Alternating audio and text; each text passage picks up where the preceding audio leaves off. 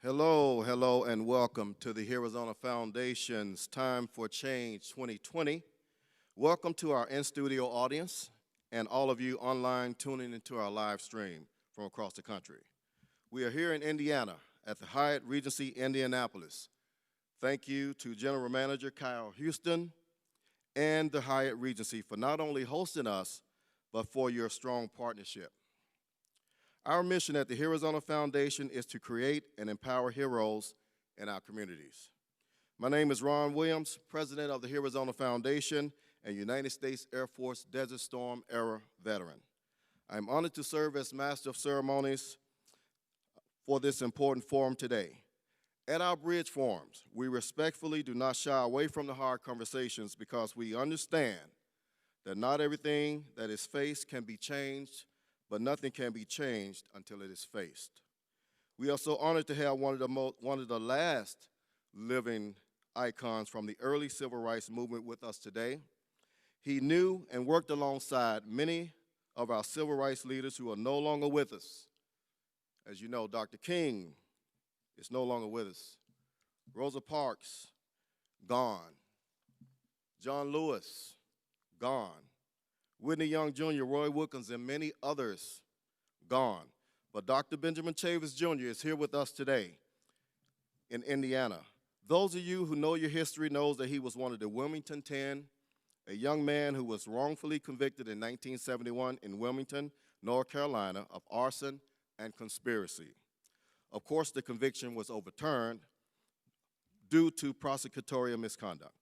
He's here today not only to moderate the panel session, but to have a fireside chat with our Attorney General, Curtis Hill. Let's please give a warm welcome to Dr. Benjamin Chavis Jr.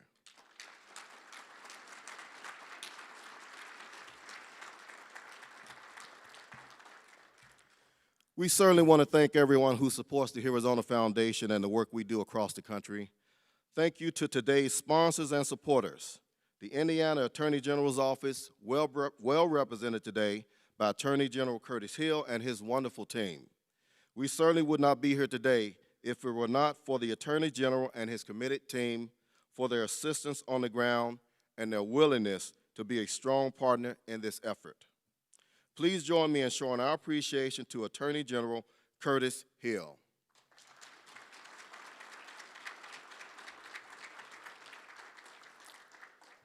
Other supporters and sponsors we need to quickly thank, and that is Indiana Drug Enforcement Association, represented by Gary Ashenfelter, Training and Operations Director. Another major power move, represented by the one and only Amp Harris.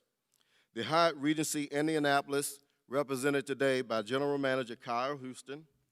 The Indianapolis Recorder, represented by publisher Robert Shagog. The National Newspaper Publishers Association, represented by the man himself, President and CEO, Dr. Ben Chavis Jr. Vitonia Brain Performance Centers, represented by Michael Southworth. And our PR firm, Evolve Public Relations and Marketing, as well as the full-service global event production company, PSAV. Last but not least, the Arizona Foundation. We are honored to have our founders here with us today, Alan Ap Powell, Chairman of AP and Associates LLC and Strategic Partners, and Aaron Bear, CEO of Aaron Bear & Company. Certainly want to thank our Foundation Advisory Board members, represented by those supporting this forum, Advisory Board members Heath McCarter, Dennis Prince, Rashandra Carnes, Matt O'Brien, and myself, Ron Williams. And a special thank you to Pastor Richard Reynolds with New Revelation Christian Church for stepping up and really helping us to reach out to the faith community. He and Amp Harris were simply a tremendous support. Let's please give our sponsors and supporters a big, warm round of applause.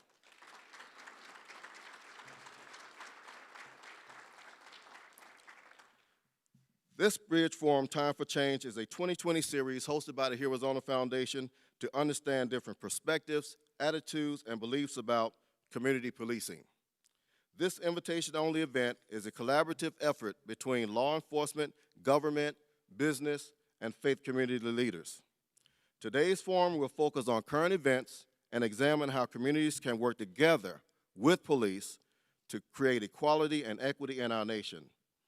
Our bridge forums have a proven track record as an essential tool in bridging these discussions effectively. We applaud those municipalities that have taken action and implemented changes as a result of our bridge forums. So we are confident they are effective. One municipality alone made over 29 changes to their policies and procedures as a result of our forum. And it's actually online for the world to see. So if any of you want to see that, let us know. We'll direct you to that.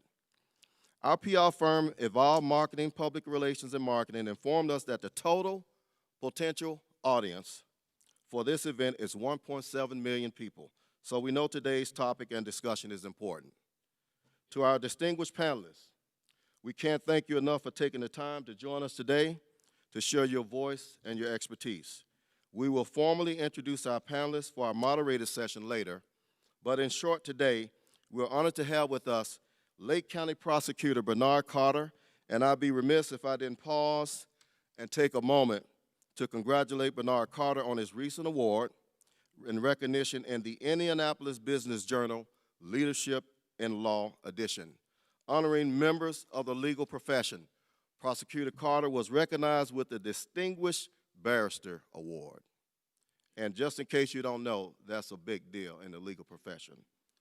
So we congratulate and applaud you on your award, Prosecutor.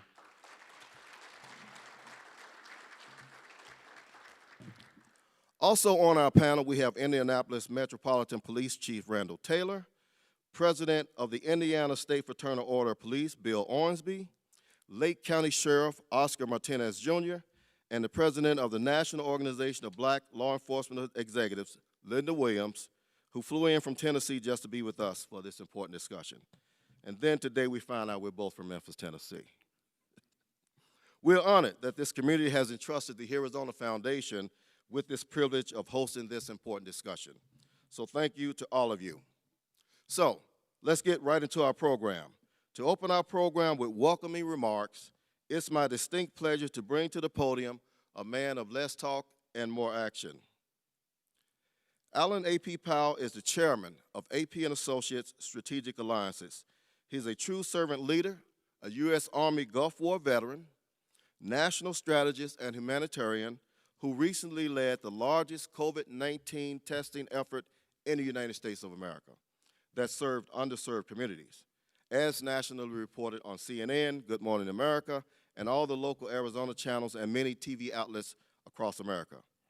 Amongst his many national awards, he led the largest National Veteran Summit in partnership with the U.S. Chamber of Commerce, Hiring Our Heroes. This native of Indiana, in his early years, was also one of the nation's top entertainment executives in America. Along with Aaron Bear, he is the founder of the Arizona Foundation and the vision behind today's Bridge Forum. Please join me in welcoming Mr. Alan Powell.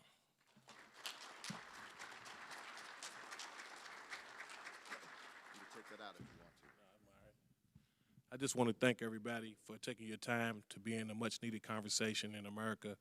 The Bridge Forum has been around since 2014. This started with a conversation over a napkin when we saw what was going on in the world, with what happened in Ferguson, what happened in Baltimore. We wanted to do our part, and we actually created this. And it's made up of several different topics: media relations, conflict management, crisis management, community relations, community engagement, multicultural awareness. We've had probably about over 60 police chiefs participate. A lot of the civil rights organizations have been our partners, from the Urban League, nationally, locally, NAACP, 100 Black Men, 100 Black Women, and the clergy across the United States. So I just want to once again thank all the panelists for taking your time.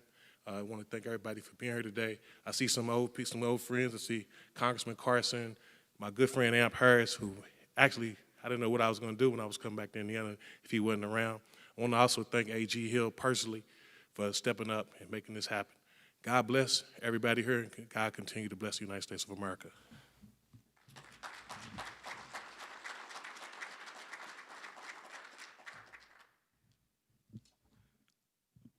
Thank you, AP. Next, we have a few words from our host partners, the Hyatt Regency Indianapolis. Please welcome General Manager Kyle Houston. Thank you, Kyle. Come on up. Let's give him a round of applause. Let's welcome him.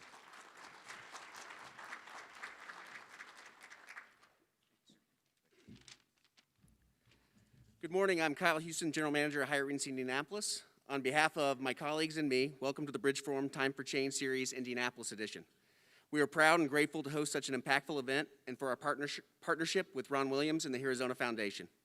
It is an immense honor to stand before the great women and men in the room, and we wish you only the best as you embark on bringing forward strategies and solutions to the issues that stand before us today. At Hyatt, it is our purpose to care for people so they can be their best, and we are so delighted to have our leaders of our community here with us today. Thank you, and welcome to our home.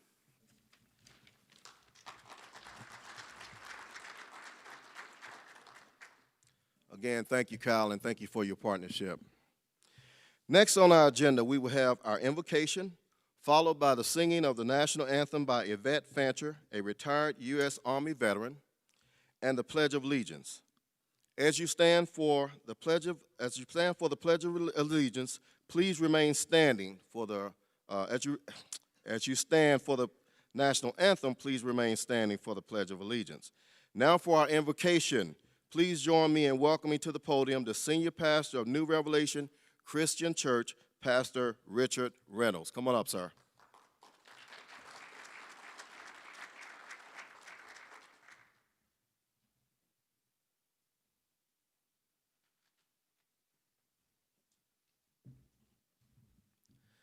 Thank you, Ron, and thank you for your leadership.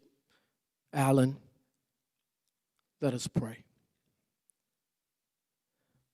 God in heaven, we thank you for this opportunity to gather together today, and we are optimistic for the outcomes, and we're grateful for the opportunity to gather on common ground with all of the collective interests that are in the room.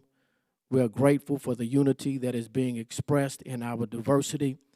We pray for the release of your wisdom and for your blessing upon all that takes place during the midst of these courageous conversations. We pray for the peace of our city, state, and nation. We thank you for the local leaders who have gathered to establish a national example. We thank you for the collision of ministry and marketplace. We thank you for collaborations between politicians, police, and prophets. We pray that you would help us to realize that that which is best for our city and state is best for every citizen and all who serve our citizens in every capacity. We thank you for a city and state and leaders who are for our citizens in every community, of every ethnicity, and of every economic position. We thank you for the visionaries and organizers and financial supporters of today's event. We thank you for each and every panelist and all that they will contribute to this productive and creative conversation. We thank you for change and the courage to make change happen. In Jesus' name, amen.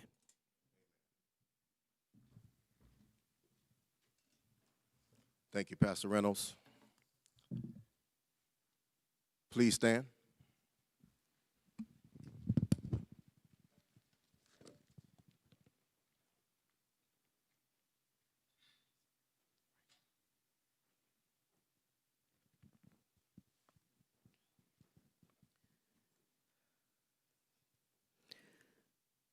Oh, say, can you see by the dawn's early light what so proudly we hailed at the twilight's last gleaming, whose broad stripes and bright stars through the perilous fight o'er the ramparts we watched were so gallantly streaming, and the rockets regular, the bombs bursting in air, gave proof through the night that our flag was still there. Oh, say does that star-spangled banner yet wave?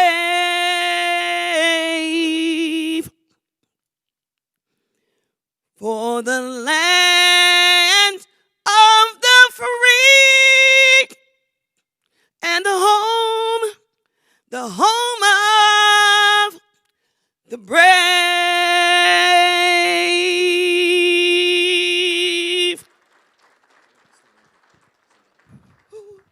Thank you, Yvette.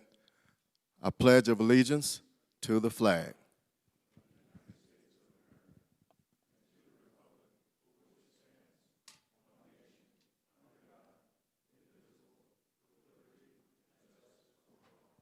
Please be seated. Thank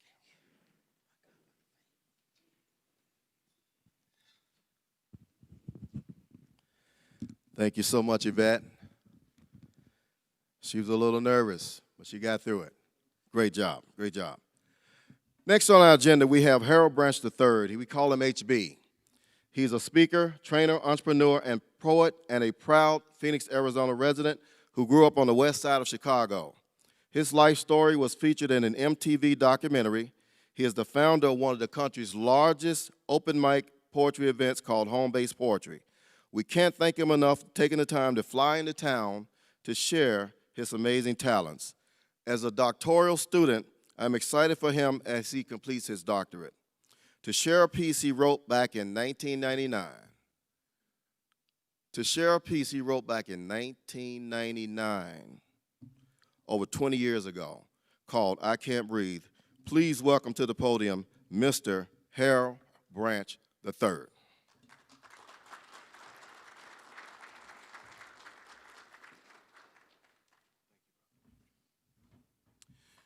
Peace and good morning. As it was said, this is a poem I wrote as a college student back in 1999 in Phoenix, and it's always bittersweet to share this piece in these times because it's still so relevant over 20 years later. And my 15-year-old son and my 11-year-old daughter can still identify with something I wrote so long ago. But one of the things that I know, and one of the things that I share with them, it's a poet's job to share from the heart. And we're all on this blue ball together, and nobody's leaving. So we have to figure it out. And sharing from the heart is half of it, and listening with the heart is the other half. So I invite you to hear as I share. Fair enough?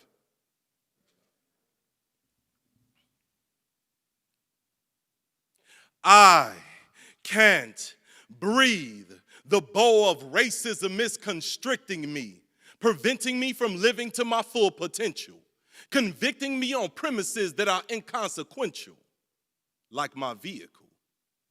Being mental is fundamental for surviving. You gotta be complex because the simple ones are dying, relying on sex and drugs to get them to the next step until they become the victim of disease and a loss of breath. I can't breathe. The asthma of police got me gasping.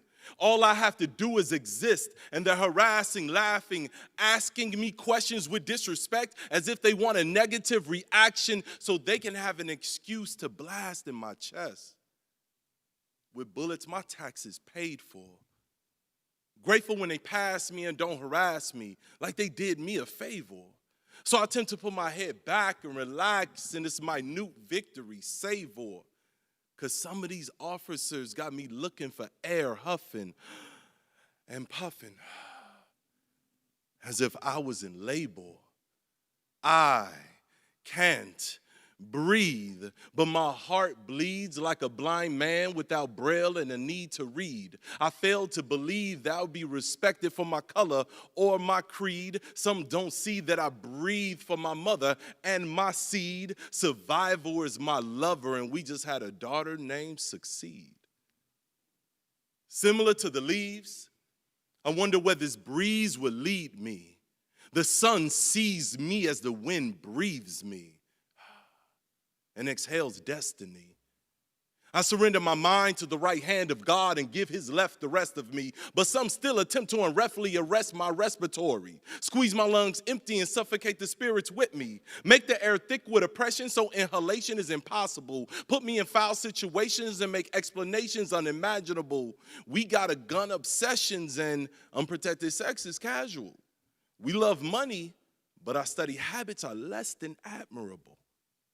Actually, Like landing airplanes, America, we're on a gradual descension. We're our own competition, and we're losing. Constantly choosing decisions that will hurt us and lead to our mental, spiritual, and ultimately physical death, as if Jackie Joyner Kersey was escaping my lungs. I'm running out of breath. I feel like the sunrise because I'm always mourning, crying for my brothers and sisters because it seemed like we stopped growing, like a backwards river or letter written from right to left. We're flowing the wrong way. And as a result, my blood flow is slowing. All the knowledge I previously had, I'm no longer knowing. My chest is tightening, my veins are showing, and as fast as this multifaceted death is coming, my motivation for living is going. As a complete being, my internal systems no longer have what they need.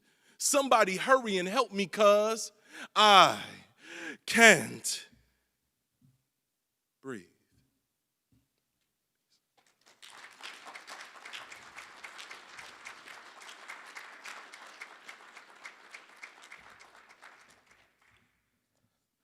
Thank you, Mr. Branch. We appreciate you.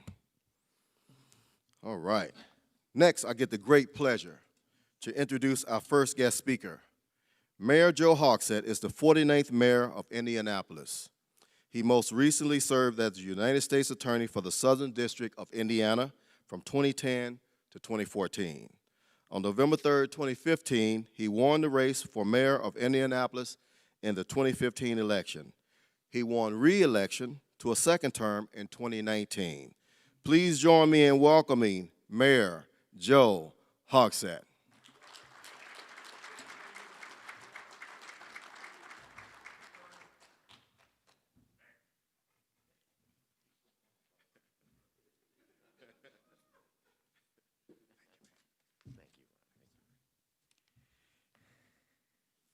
Well, good morning. HB, amen. So, I'm glad to be with all of you. Welcome to everyone present and those who are joining us online. I want to personally welcome all elected officials present today. I won't name you all because too many of you to name. But I am indeed honored to be with my longtime friend, Bernie Carter. You and I go back a long way, Bernie. Welcome to Indianapolis again. And obviously, Dr. Chavis, welcome. We are honored to be in your presence. And, of course, General Curtis Hill. Appreciate your sponsorship and leadership for our state. Today's discussion, entitled Time for Change. Well, this discussion is well-timed. An ongoing pandemic has worsened long-standing inequity throughout our communities, in employment, in healthcare, in education, and in an experience of our criminal justice system. In this time of change, trust is at the center. Not only trust between a community and its law enforcement professionals, but trust between a community and all of its major institutions. In Indianapolis, we have committed to a more holistic approach toward public safety,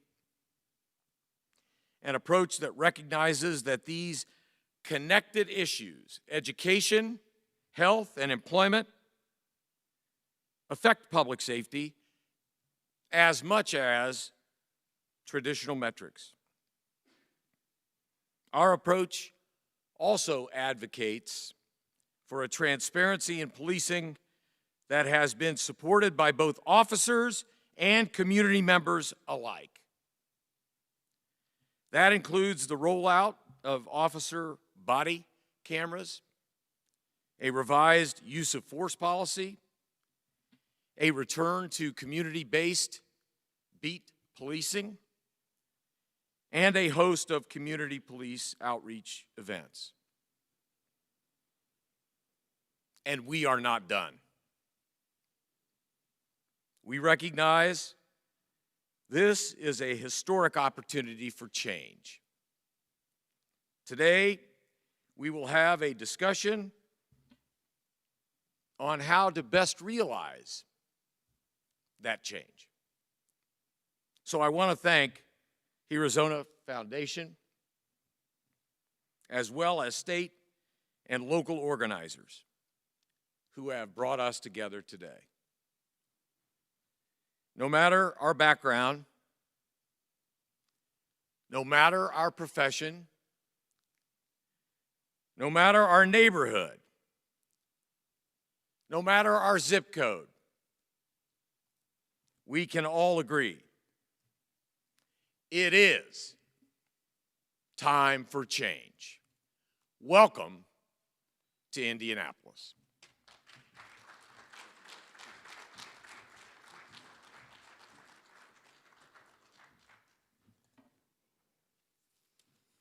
Thank you so much, Mayor Hogsett. Appreciate your support. Our next guest speaker is U.S. Congressman André Carson, 7th District of Indiana. Congressman Carson, now in his 6th full term in the U.S. House of Representatives, has established himself as an influential leader and respected public servant, fighting for good-paying jobs, economic growth, and safer communities for Indiana's working families. Before taking office, Congressman Carson served on the Indianapolis City County Council, and worked full-time in law enforcement. He also worked in intelligence and counterterrorism for the Indiana State of Homeland Security and served at the Indiana Intelligence Fusion Center. There, he worked in anti-terrorism unit to protect Indianapolis and the United States from terrorist threats at home and abroad. Please join me in welcoming United States Congressman André Carson.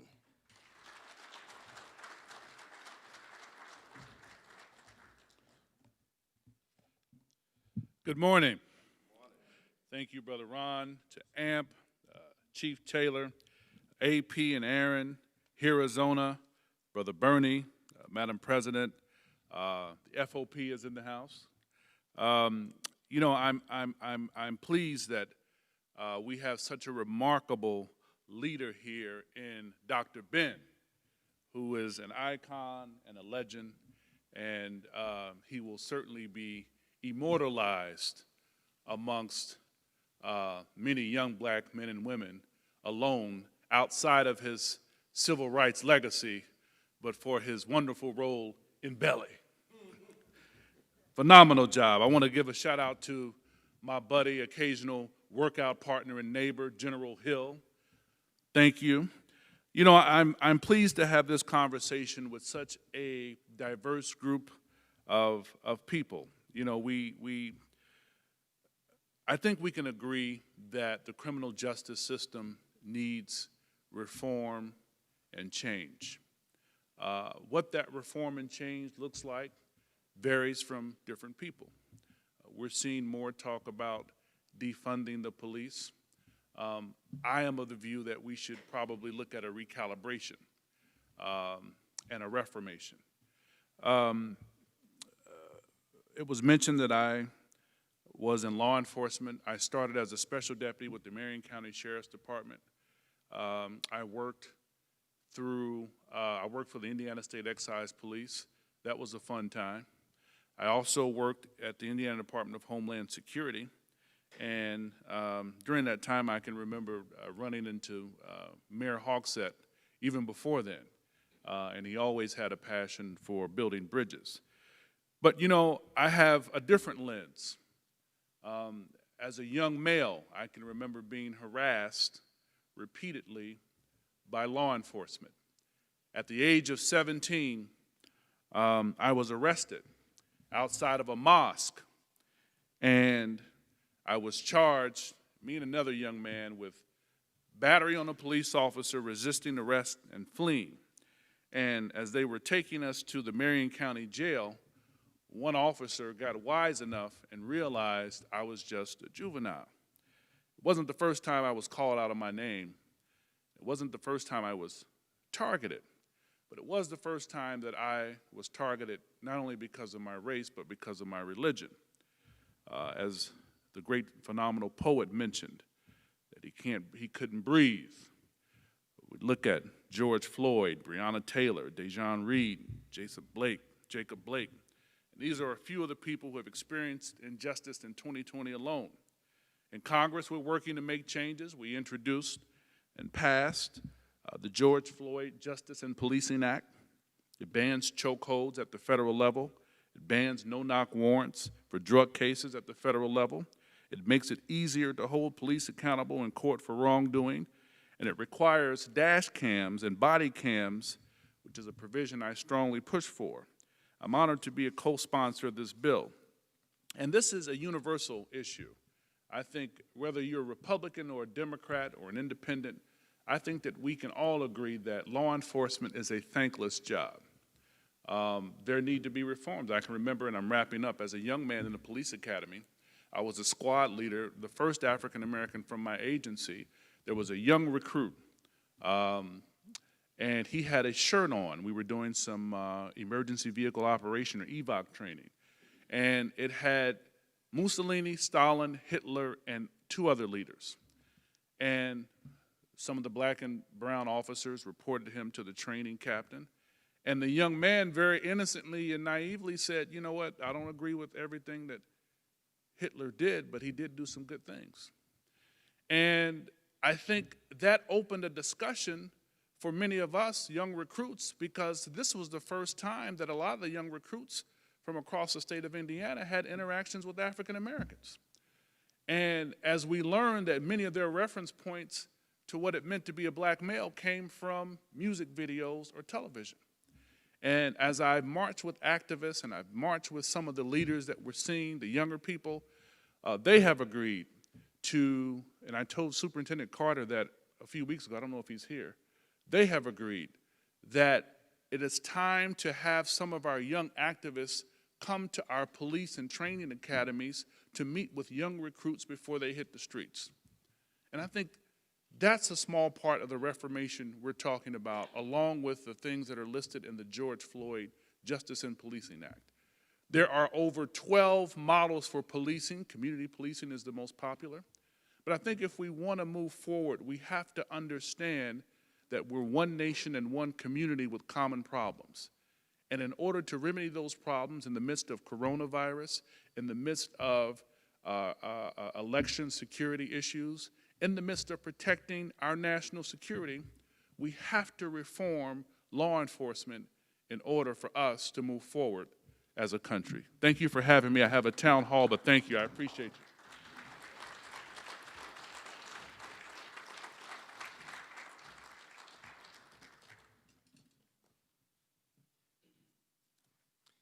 Thank you, Congressman.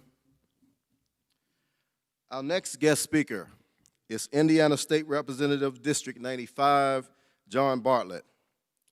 John Bartlett filled a legislative vacancy left by the resignation of the Mae Dickinson in late 2007 and was elected to the Indiana House of Representatives in 2008. A lifelong resident of Indianapolis, Bartlett is a retired tool and die maker for the Rolls-Royce Corporation, where he worked for 42 years. Amongst his many other volunteer activities on boards and commissions, he currently serves as president of the Indianapolis chapter of the Coalition of Black Trade Unionists and is a past member of the NAACP Executive Committee and past chair of the Civil Rights Council for United Auto Workers, Region 3. Please join me in welcoming State Rep. John Bartlett.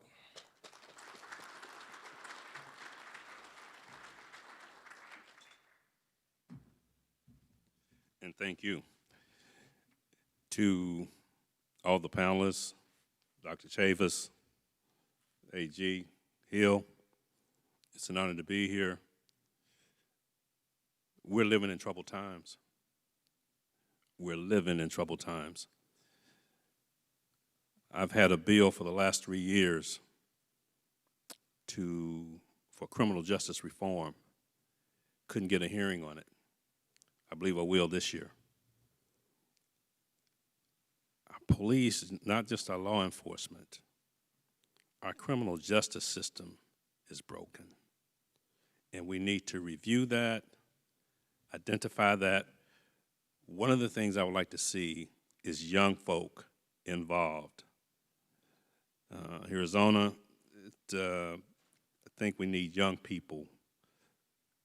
I'm 72 years old. I'm on my way out. We need to have those uncomfortable conversations and not just have conversations. Make the adjustments that we need to make this state, this country, what it ought to be. Thank you for the opportunity.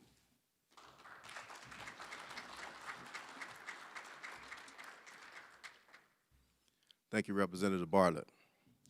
Our final guest speaker is Director of the Fort Wayne United, Iric Headley. The Indiana Civil Rights Commission recently selected Iric as a recipient of the Freedom Award. The award was given by the Indiana Governor, Eric Holcomb, at the 29th annual Dr. Martin Luther King Jr. Indiana Holiday Celebration that took place in Indianapolis in January. Under Iric's leadership, Fort Wayne United has become a national model as a program that enhances opportunities, advances youth advocacy, and helps to create a safer city for all, specifically for black men and boys. Fort Wayne United is a mayoral initiative from Mayor Tom Henry that places two national efforts, Cities United and My Brother's Keeper, under one umbrella. Please join me in welcoming Iric Headley. Let's give him a round of applause.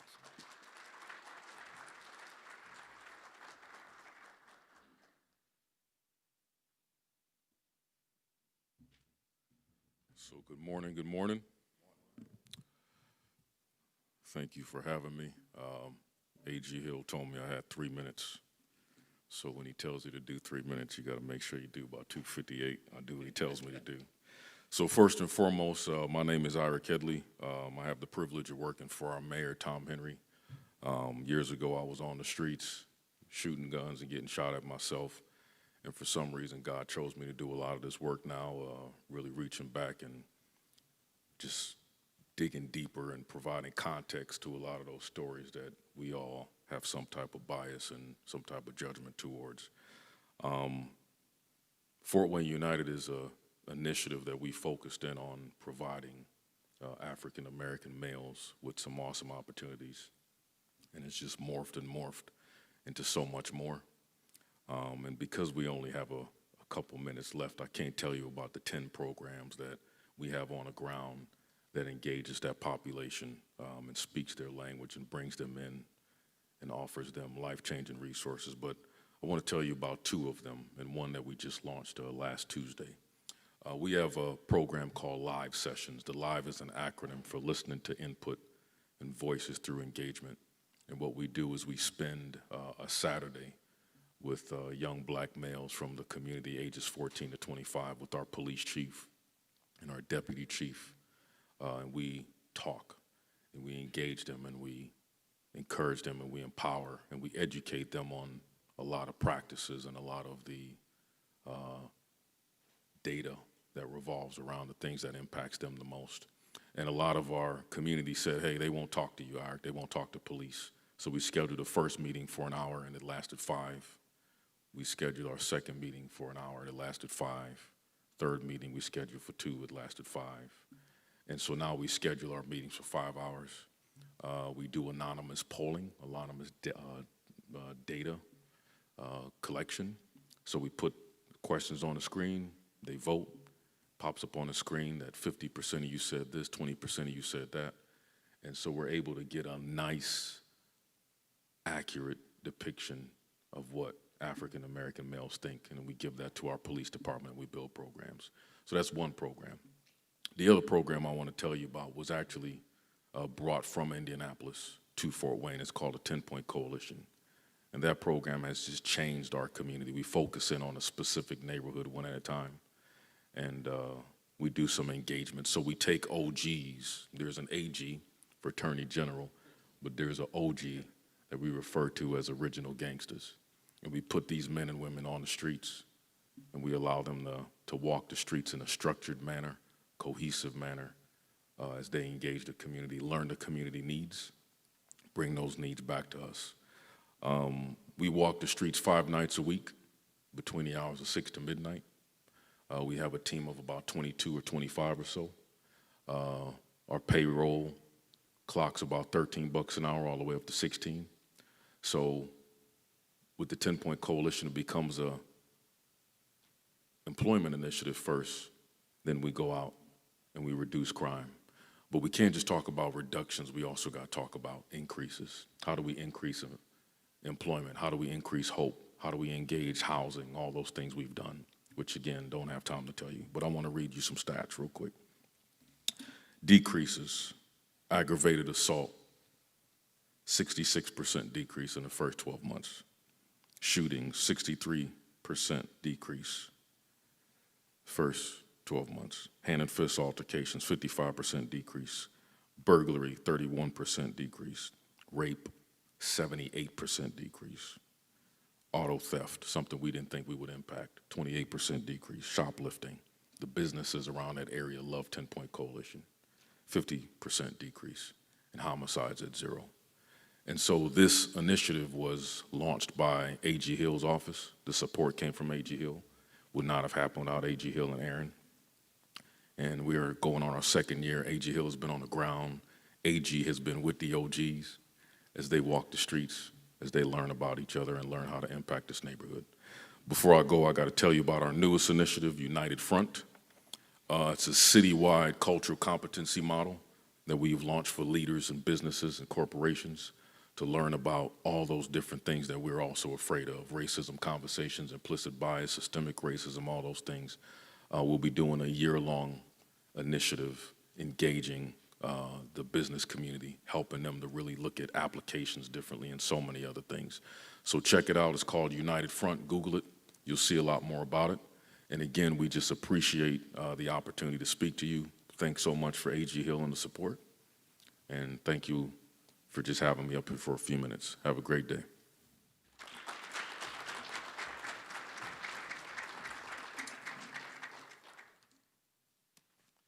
Thank you so much, Iric.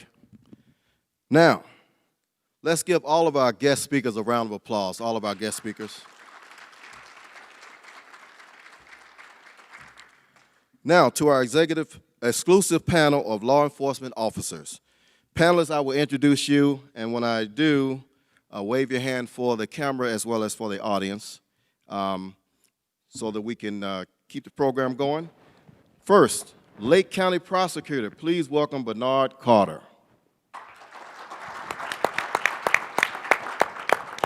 Chief of the Indianapolis Metropolitan Police Department, please welcome Chief Randal Taylor. President of the Indiana State Fraternal Order of Police, please welcome Bill Owensby. Lake County Sheriff, please welcome Sheriff Oscar Martinez Jr. And President of the National Organization of Black Law Enforcement Executives, please welcome President Lynda Williams. Thank you all for being here to share your voice. Let's give them all a big, warm welcome, round of applause. Now, I get the distinct honor to introduce our moderator for today. He started his civil rights career as a youth coordinator with Dr. Martin Luther King, who inspired him to work in the civil rights movement his entire life. A social justice activist of more than 60 years, Dr. Chavis says his experiences have given him an appeal to people of all walks of life. He earned his Master of Divinity from Duke University while serving an unjust 34-year prison sentence as a member of the Wilmington 10, who Amnesty International declared political prisoners. The Wilmington 10 case garnered international attention and was pardoned 40 years later. He also received a Doctor of Ministry degree from Howard University, and in 1980 he became a vice president of the National Council of Churches. He was the national director of the Million Man March and is currently President and CEO of the National Newspaper Publishers Association. Dr. Chavis will begin hosting weekly Black-oriented public affairs talk show on PBS this month. Chavis Chronicles is a very rare programming, and there are currently no weekly talk shows on network television, specifically from a Black perspective. We want to wish him well on his new show. And joining us from the nation's capital, please join me in welcoming and giving him his proper respects. Let's welcome civil rights icon, Dr. Benjamin Chavis Jr.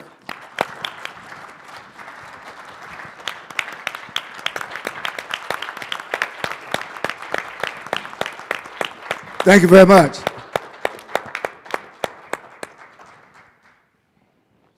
Okay, very good. Thank you. This is the day that the Lord have made. Amen. I'm so pleased to be in Indianapolis. I want to thank Ron for your introduction. I want to thank Ap Powell. Let's give Ap Powell another hand. This brother conceives the Heroes Honor Foundation Bridge Forums. I'm not going to make a speech at this point because we want to hear from our panelists. But let me say this initially. When we say time for change and improving police and community relations, I cannot think in 2020, in October of 2020, this is a subject matter not only for Indianapolis, not only for the state of Indiana, but for our whole nation. And as I said to Attorney General Hill, I think Indiana may have a chance to advance and do something proactive, not just reactive, to improve police and community relations. I want to thank Ap Powell for opening some doors so that we can reach out and get the kind of diversity that you see in this audience. I'm an ordained minister in the United Church of Christ. I want to say thank you to all my fellow clergy who are here. I think that, let me put it this way, I know that one of my mentors back in the 1960s, the Reverend Dr. Martin Luther King Jr., will be very pleased with this gathering. Distinguished Attorney General of the state, distinguished member of Congress, distinguished mayor, distinguished police officers, distinguished community representatives, distinguished members of the clergy. The community out there is also distinguished. In my view, every life, every child, every man, woman, and child is precious in the sight of God. And I want Indiana to do something today that no other state has done. We had this year 6 bridge forums in Arizona. And when we invited the FOP to one of these forums, the FOP in Arizona said, wow, we never got invited before. If you're going to talk about improving police and community relations, you got to have the FOP involved. You got to have the chief of police involved. You got to have the prosecutor involved. But you also got to have the community involved. You got to have the church involved. So I am optimistic. And I'm honored to be your moderator. As I ask you questions and you give responses, I may share some personal stories. I've always said that it's better to be on the stage with the police than to be chased by the police. Representative Bartlett, you're 72, we're the same age. And I guess I could be considered also an OG. But I'm not heading out. And your leadership is so important. Don't pack up. Stay on that course, man. Because we got work to do. And I know this is Indiana, and this may be controversial, but the Attorney General of Kentucky, I'm praying for that brother. He's in a hard spot.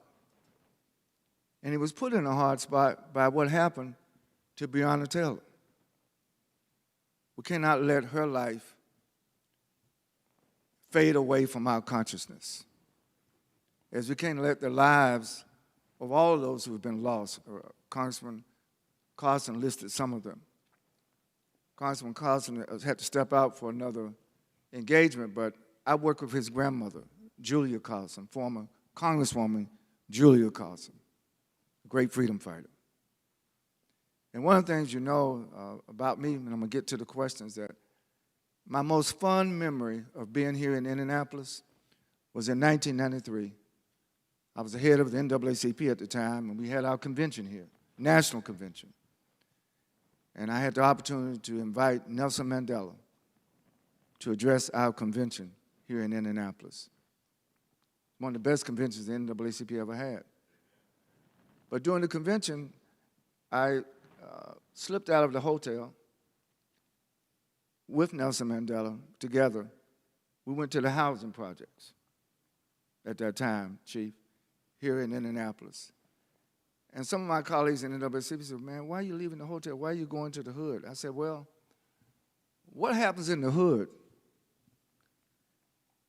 is just as important as what happens in the corporate suites, is what happens in places of high power and decision making. In fact, we're all here to serve the community, or should be, not to put down the community, but to lift up the community.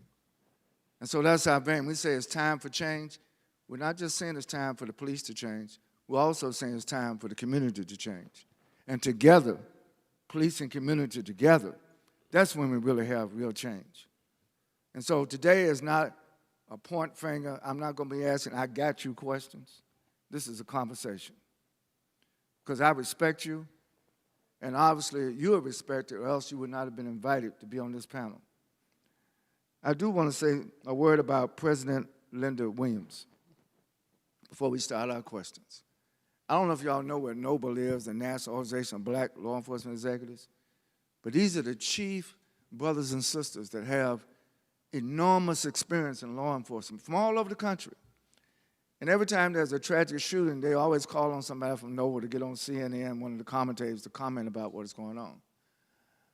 But in presenting President Williams, I just want to say, I don't want to call out her, not call out the credentials of other persons on the panel, but I want you to know that this sister is a leader of leaders. She wasn't a chief of police. She was one of the leaders of the Secret Service. And if you know about the Secret Service, they're a dedicated law enforcement arm of our nation. And I just want to say on behalf of all of our brothers and sisters, for all of our people, sometimes we don't pause enough to thank the Secret Service for their work. Let's give a hand to Lynda Williams. Thank you for your leadership.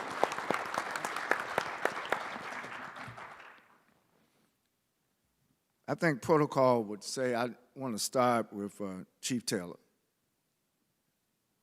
His brother came up in the ranks. He's the chief of this city, chief of the police. And so, Chief Taylor, I want to ask you first,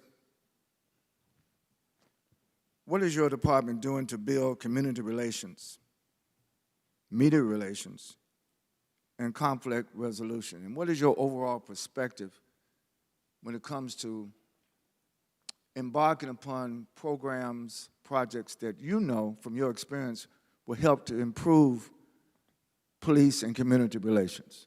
Sure.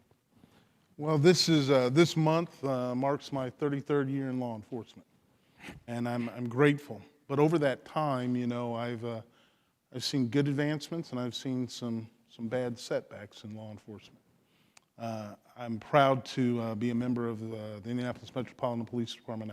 I believe I have some of the best men and women working the streets of Indianapolis that I could actually hope for. And I know they're committed to doing a number of things. But I'm always honest with people when we talk about the history of law enforcement. We've made mistakes. We've taken some wrong turns, and that's evident across the nation and here locally in Indianapolis. However, I do know that the department as a whole and me specifically are committed to making sure that our community feels the best it can about law enforcement. So some of the recent changes we've made is we've gone actually even before our federal partners is we've done away with our no-knock warrants. We've done away with chokeholds. Our new use of force policy, I think, is commendable, and hopefully the community is looking at it specifically. I think they're going to find it's a good policy. Now, I won't say that I haven't got any pushback, because I have, about that. But my goal is for every citizen in Indianapolis to not worry about driving while black or anything like that. We have put money, we've put time into different programs. I think most residents would say that not only myself but my staff are very open, very relatable. If they want to have conversations with us, that's one of the big things. So Indianapolis has a benefit. You know, you often hear about Hoosier hospitality. Well, in some ways it does exist, but unfortunately I don't know that it exists for all of the community. So our goal is to make sure that that playing field is level, that people feel respected, that people feel wanted and desired in this community, and really that is the goal of the IMPD, is to make sure that all of our residents, regardless of color, feel important. Very good. Thank you. Yes, sir. President Lynda Williams of NOBLE, National Organization of Black Law Enforcement Executives, what is NOBLE's position on judicial reform and civilian advisory boards? Overall, give us a sense of what's happening across the nation from your perspective. Has this been embraced? The chief said he made some policy changes and he got some pushback probably from the rank and file, but overall I think the community celebrated those changes that he announced. But what do you see across the nation about civilian review boards and the whole concept of judicial reform when it comes to the criminal justice system? And thank you for that. NOBLE serves as the conscience of law enforcement by being committed to justice by action. And we do that by having those conversations, sir, that a lot of times those uncomfortable conversations you have to address. You have to acknowledge that a problem exists before you resolve it. And so NOBLE represent over 3,800 law enforcement executives across the country and internationally. So we are those persons that sit at the top of those organizations. We have to acknowledge that a problem exists, and then we're pushing for legislation to put those standards, national standards, into law. And so when we talk about review boards and things, it's a case by case, but we still have to have those standards of which we have to apply to each case. Very good, thank you. Sheriff Oscar Martinez, when I shook your hand, I said, brother, your reputation precedes you. And one of the things I was told in preparation for the panel, I said, you better tell Oscar he only has 2 minutes, because the brother has passionate about what he says. But we're going to give you 2 minutes, but somewhere in around that. But I do have a serious question for you. I want to thank you for being involved in this panel. I see some of your officers are with you this morning.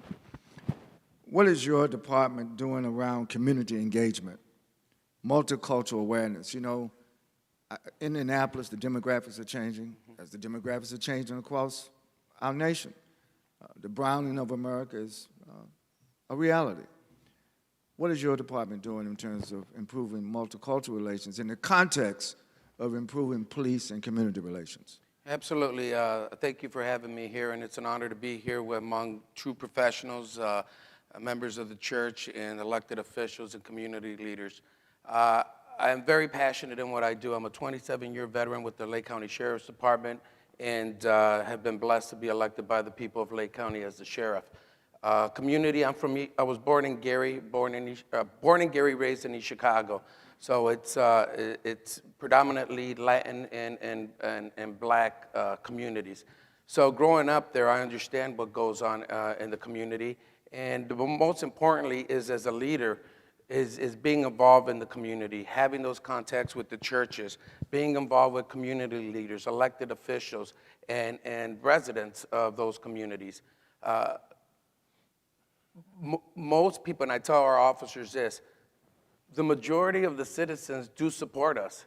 You know, don't believe what you see in the news. That sells. That's what they want. They want to see destruction, protests, and clashing with the police. Majority of the communities of color support us. I get letters so many times, old school letters, not emails, old school letters with the postage stamp to my office, thanking me on what we're doing, giving us tips of certain residents that are selling drugs or gang violence or things that are going on there. I personally call them. That personal contact is important. Going to the churches there, they don't complain to me about the police. They complain about what's going on in their neighborhood, and they want help. And my commander here, Commander Villarreal, he's my commander of the Lake County Drug Task Force, and we've been blessed to have multiple agencies involved. Highland PD, Dyer PD, Munster PD, Gary PD, all involved to address issues in the community.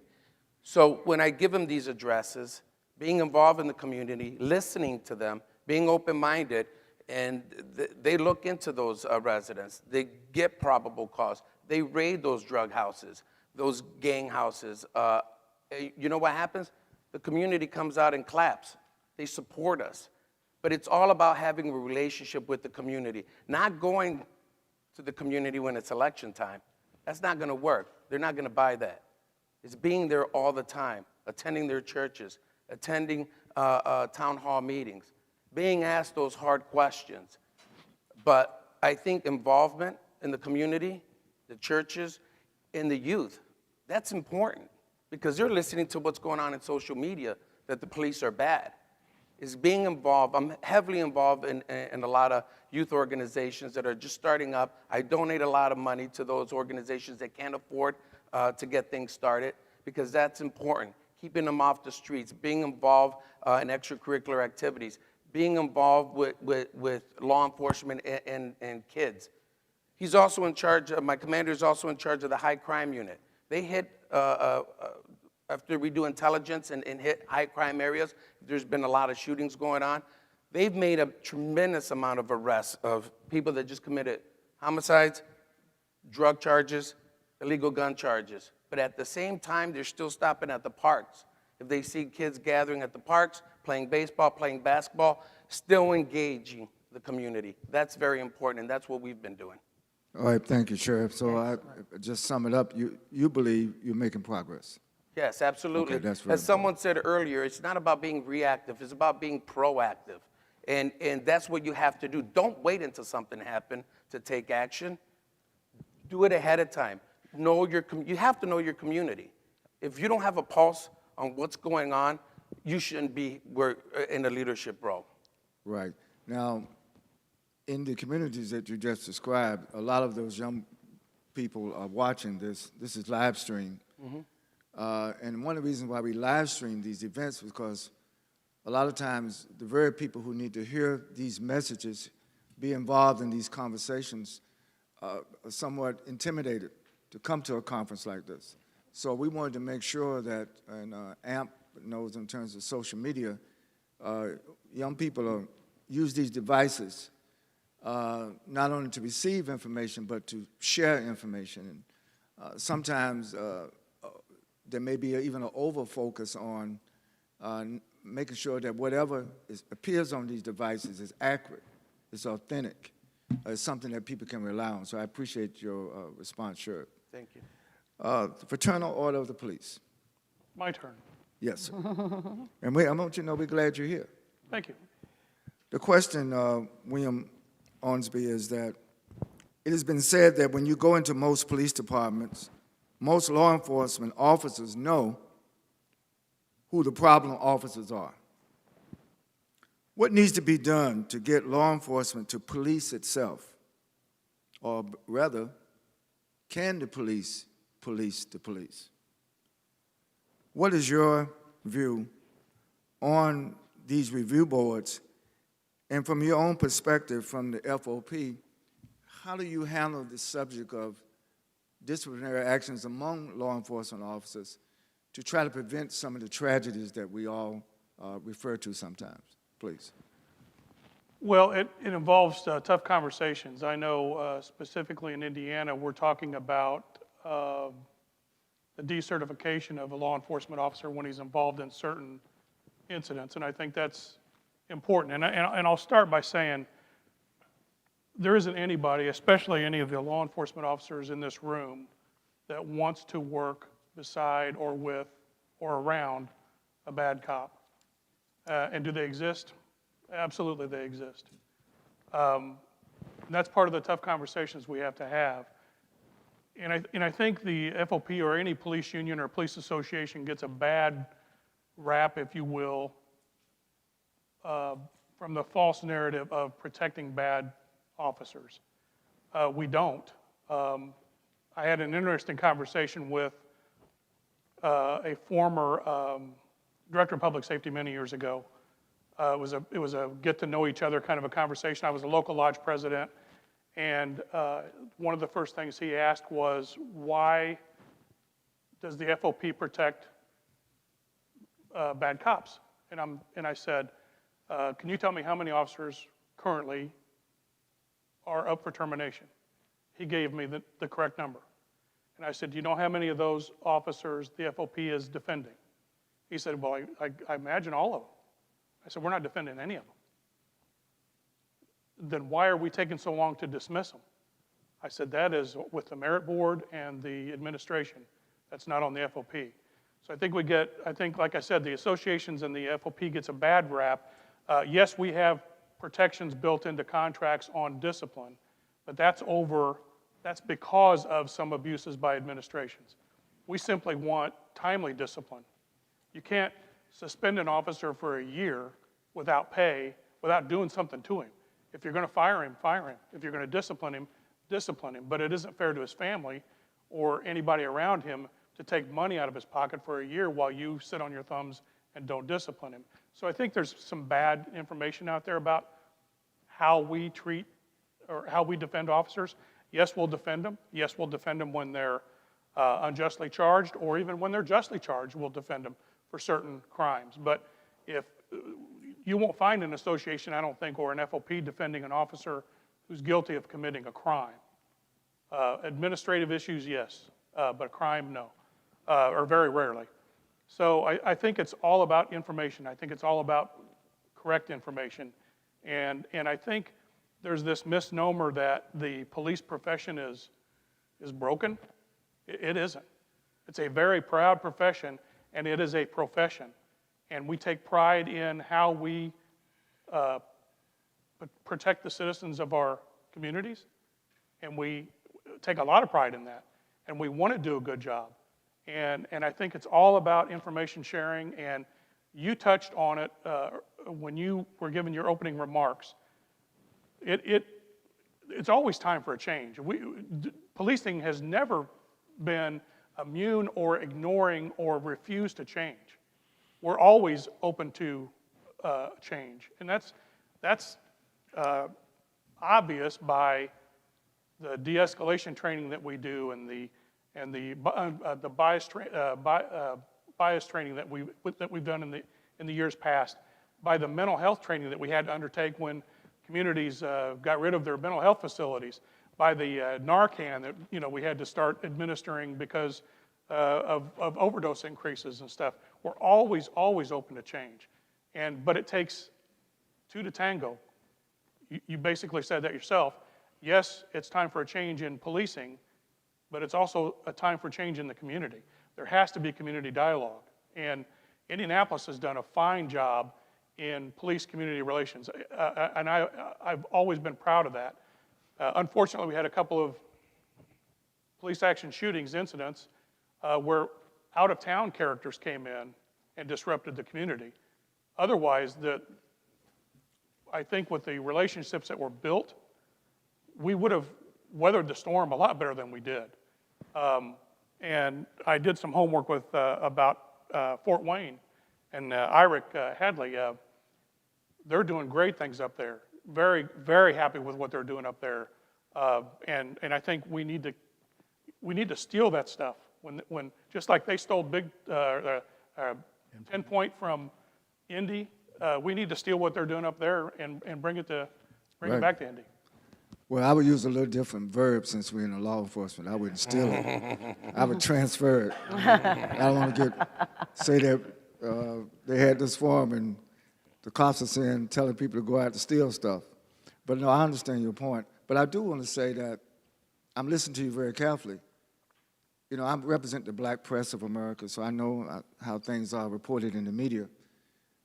But if what you're saying is accurate, you know, I would highly recommend that you step up your own FOP PR, because what you just said is not commonly known in the community, I guarantee you. The assumption is that no matter what the cop does, whether it's a crime or not, FOP is obligated to defend them. And if that's not the case, whoever does your PR needs to step up to cite examples where you're not going to defend someone that you know committed a crime. I think that's, to hear the FOP say that, that's news. Point taken. All right, thank you. My man, Chief Prosecutor, Bernard Carter, thank you for being here, and congratulations again on your award. Thank you.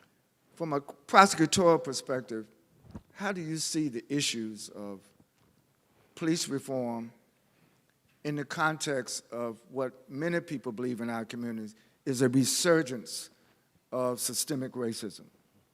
You know, as a man of color, as a black man, but you have enormous power as the prosecutor. You make decisions, whether it's a felony or a misdemeanor, based on the evidence. But how do you deal with the race question? And from a justice, make sure everybody's treated fairly, where race is not a distinguishing characteristic of who gets charged, who gets let go, and what the charge may be. You know, when I first got elected to the prosecutor's position, there was only a couple African-American prosecutors in the office. It's a predominantly white office, predominantly white county. Lake County is 20% African-American. So one of my points was I absolutely wanted to bring in more African-Americans. I have more African-Americans working for me in my office than any prosecutor's office in the state. And many times they may triple some of the other offices, and I'm proud of that. But in addition to that, and I think this is very important for police also, in addition, what is important about having African Americans in my office working alongside of white attorneys in my office, it's a mutual commitment to, it's not check and balance, but it's, can you help me on this? Or I didn't understand that, I don't understand your culture. I'll give you, for instance, when I was interviewing some of these, even to this day, I interview a young attorney. Many of my attorneys who come in, they're about 26 years of age. They have never in their life had any substantive conversation with an African American until they got to college. They didn't grow up around them.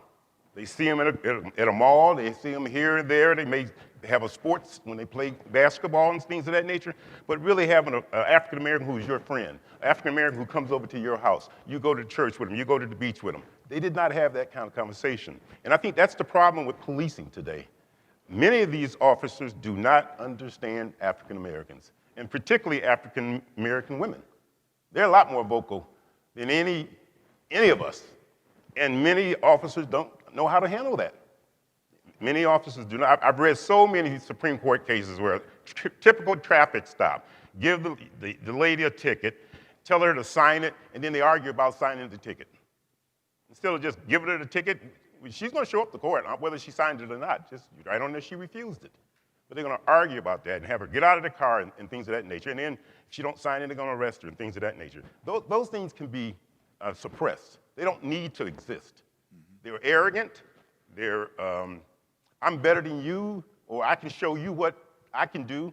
Those types of attitudes should not exist. So what I've done in my office is I've tried to get attorneys who are going to give a fair read on every case we file. And I tell my attorneys, and I tell the community, and the sheriff is absolutely correct. He and I both, we're very involved in the community.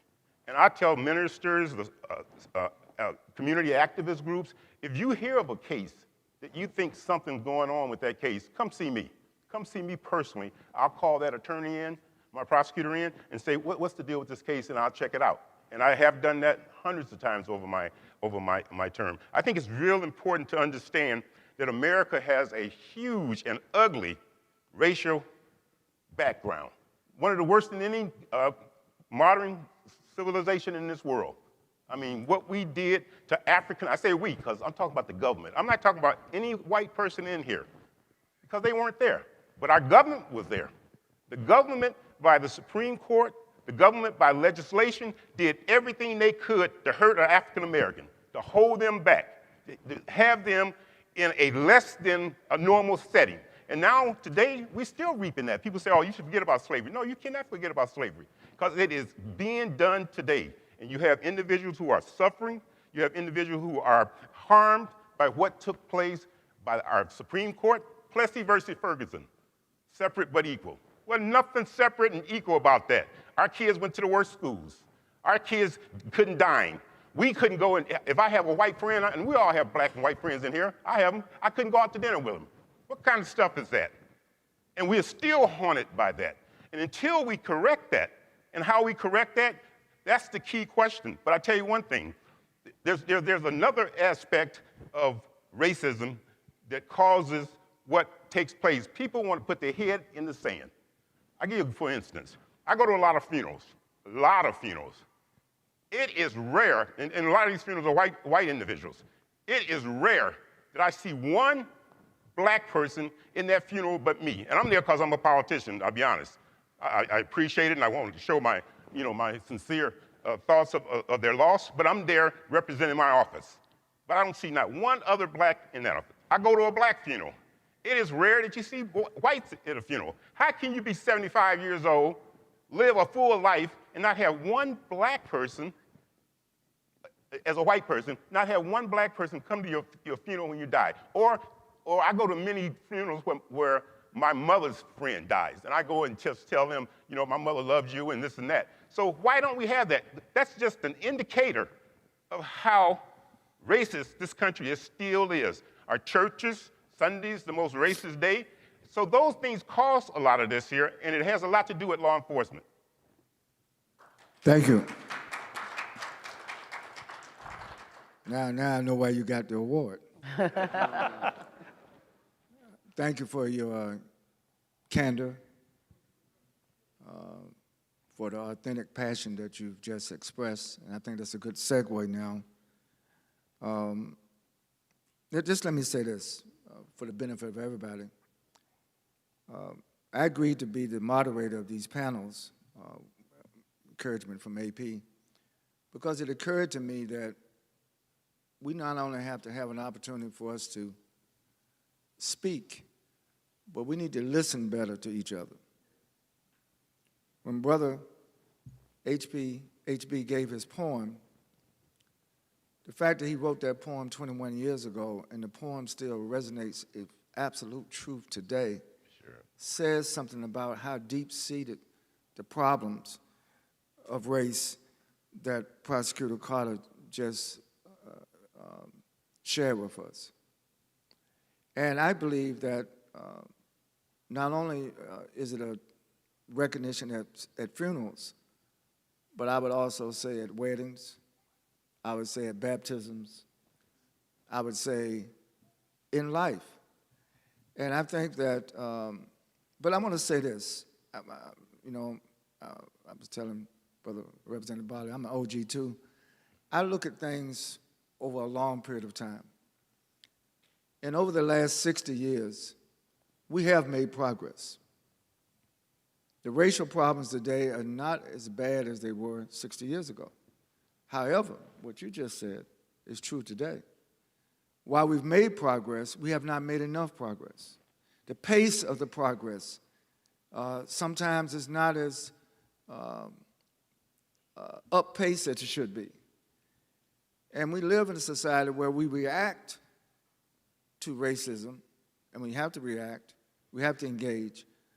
But I agree, Prosecutor Carter, that there ought to be a point in all of our lives that we commit to say, let's learn from the history. Let's don't repeat the history.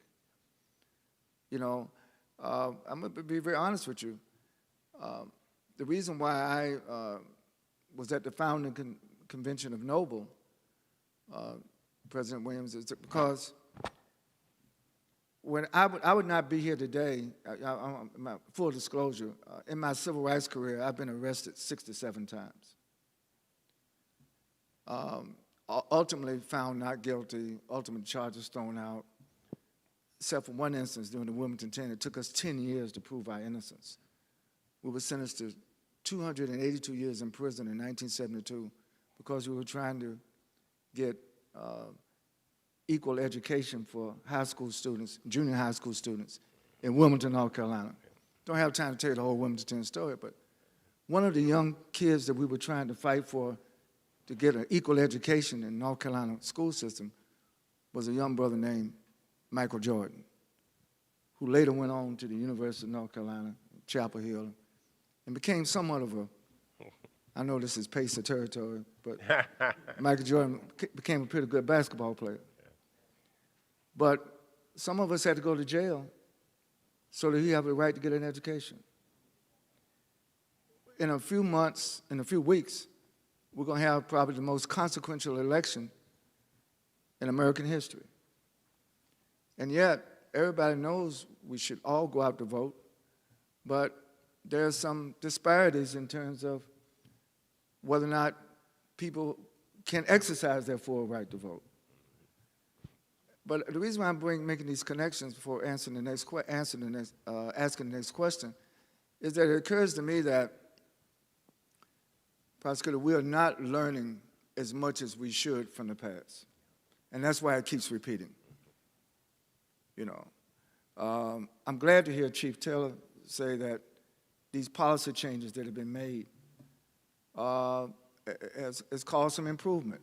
And what was going on in Fort Wayne, those statistics that was laid out this morning, the 10-point program. I know there's a proposal here in Indianapolis, what's it, 237, is that it? You know, and I've talked to the chief about it. We're going to work together. The thing is, I think you have enormous opportunities today, and to the listening audience, I hope those who are listening and the people who are in this room, that we don't let this end today. We got some follow-up work to do. And when we say it's time for change, it means is that the time has come for us to learn from the past, get the best practices that work, don't do what don't work, and let's bring everybody together in an ongoing sense so we can measure the progress. And the progress should not only be the statistics, you know, less crime here, less crime there, but the greatest statistic is the overall improvement of the quality of life of every child, of every woman, of every man in the communities in which we live, without any discrimination, without any partiality where race plays the distinguishing factor. That's our challenge today. And so I'm going to go back to Chief Taylor. It seems to me that recruitment, how the department looks, who the officers are the officers, do they reflect the communities in which they serve? So I'm going to ask you about recruitment, Chief Taylor, and what are the requirements and characteristics? When you go out to recruit new recruits into the police department, can you just share with us what are the most important characteristics to be a good police officer in this changing environment that we live in? Sure. So what we look for, obviously, is people of honor. We prefer residents of Indianapolis, if we can get them. We have, for the last couple of years, have really been on a recruitment pace to try to get more minorities, not only blacks, but Hispanics and females and Asians and all those things. And we've had it's been a mixed bag with that, to be quite honest. You know, a lot of the things I hear in the community is people want to make sure that we're not recruiting people that do have biases against a particular race. And we make our best effort to do that. However, that's somewhat difficult, right? So one of the things that I'm reminded of is, you know, if I find an officer that is biased, prejudiced, or whatever, I can discipline them. But that doesn't necessarily change the heart, right? So what we're looking for, you know, not to try to get too spiritual about it, but really someone that has a soft heart. It's Someone okay, that's you can willing get spiritual. Spiritual is a good thing. Yeah, well, sometimes I get in trouble for that. But you know, looking for people that have hearts that are willing to understand there are differences. All of us in law enforcement know that when we first got out there on the street, we were one way. But as we started to learn the street and learn the people that we were dealing with and got a little older and a little wiser, those attitudes and thoughts did indeed change. You know, you realize that everyone didn't need to be arrested. Sometimes, you know, you help out by coming out of your own wallet. Sometimes it's a matter of just trying to encourage somebody. I mean, there's different avenues, there's different options, right, that can make things better. But I guess one of our goals really, as far as recruiting is concerned, is make sure we're catching the right people. And, you know, so everyone goes through the psychiatric evaluations and those kind of things. And for the most part, I think we do have good officers. But I won't say that there aren't some that don't slip through, you know, those little slots where we miss them. And then it becomes, what do we do about them? So we're striving to do those things. One of the things we're hoping to do for those officers who are not used to dealing with maybe a minority group is finding those families that be willing to not necessarily house those officers, but at least have dinners with them, maybe for a week or so. And I haven't worked that out with my training staff yet, but that's one of the things I would like them to do, you know, to pick those Gold Star families, whether blacks or Hispanics or Burmese or whatever, so those officers can get an opportunity to have a meal with them and really see how that other side lives. And I think that'll be a huge...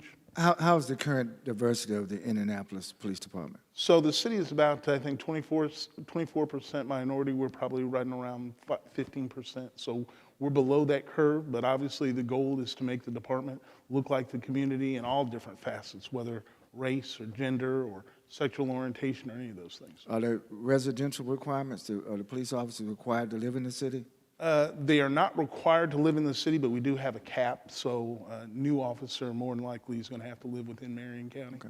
There are some that live outside of the county. All right, great. President Lynda Williams from Noble, I agree with what Prosecutor Carter said about strong black women.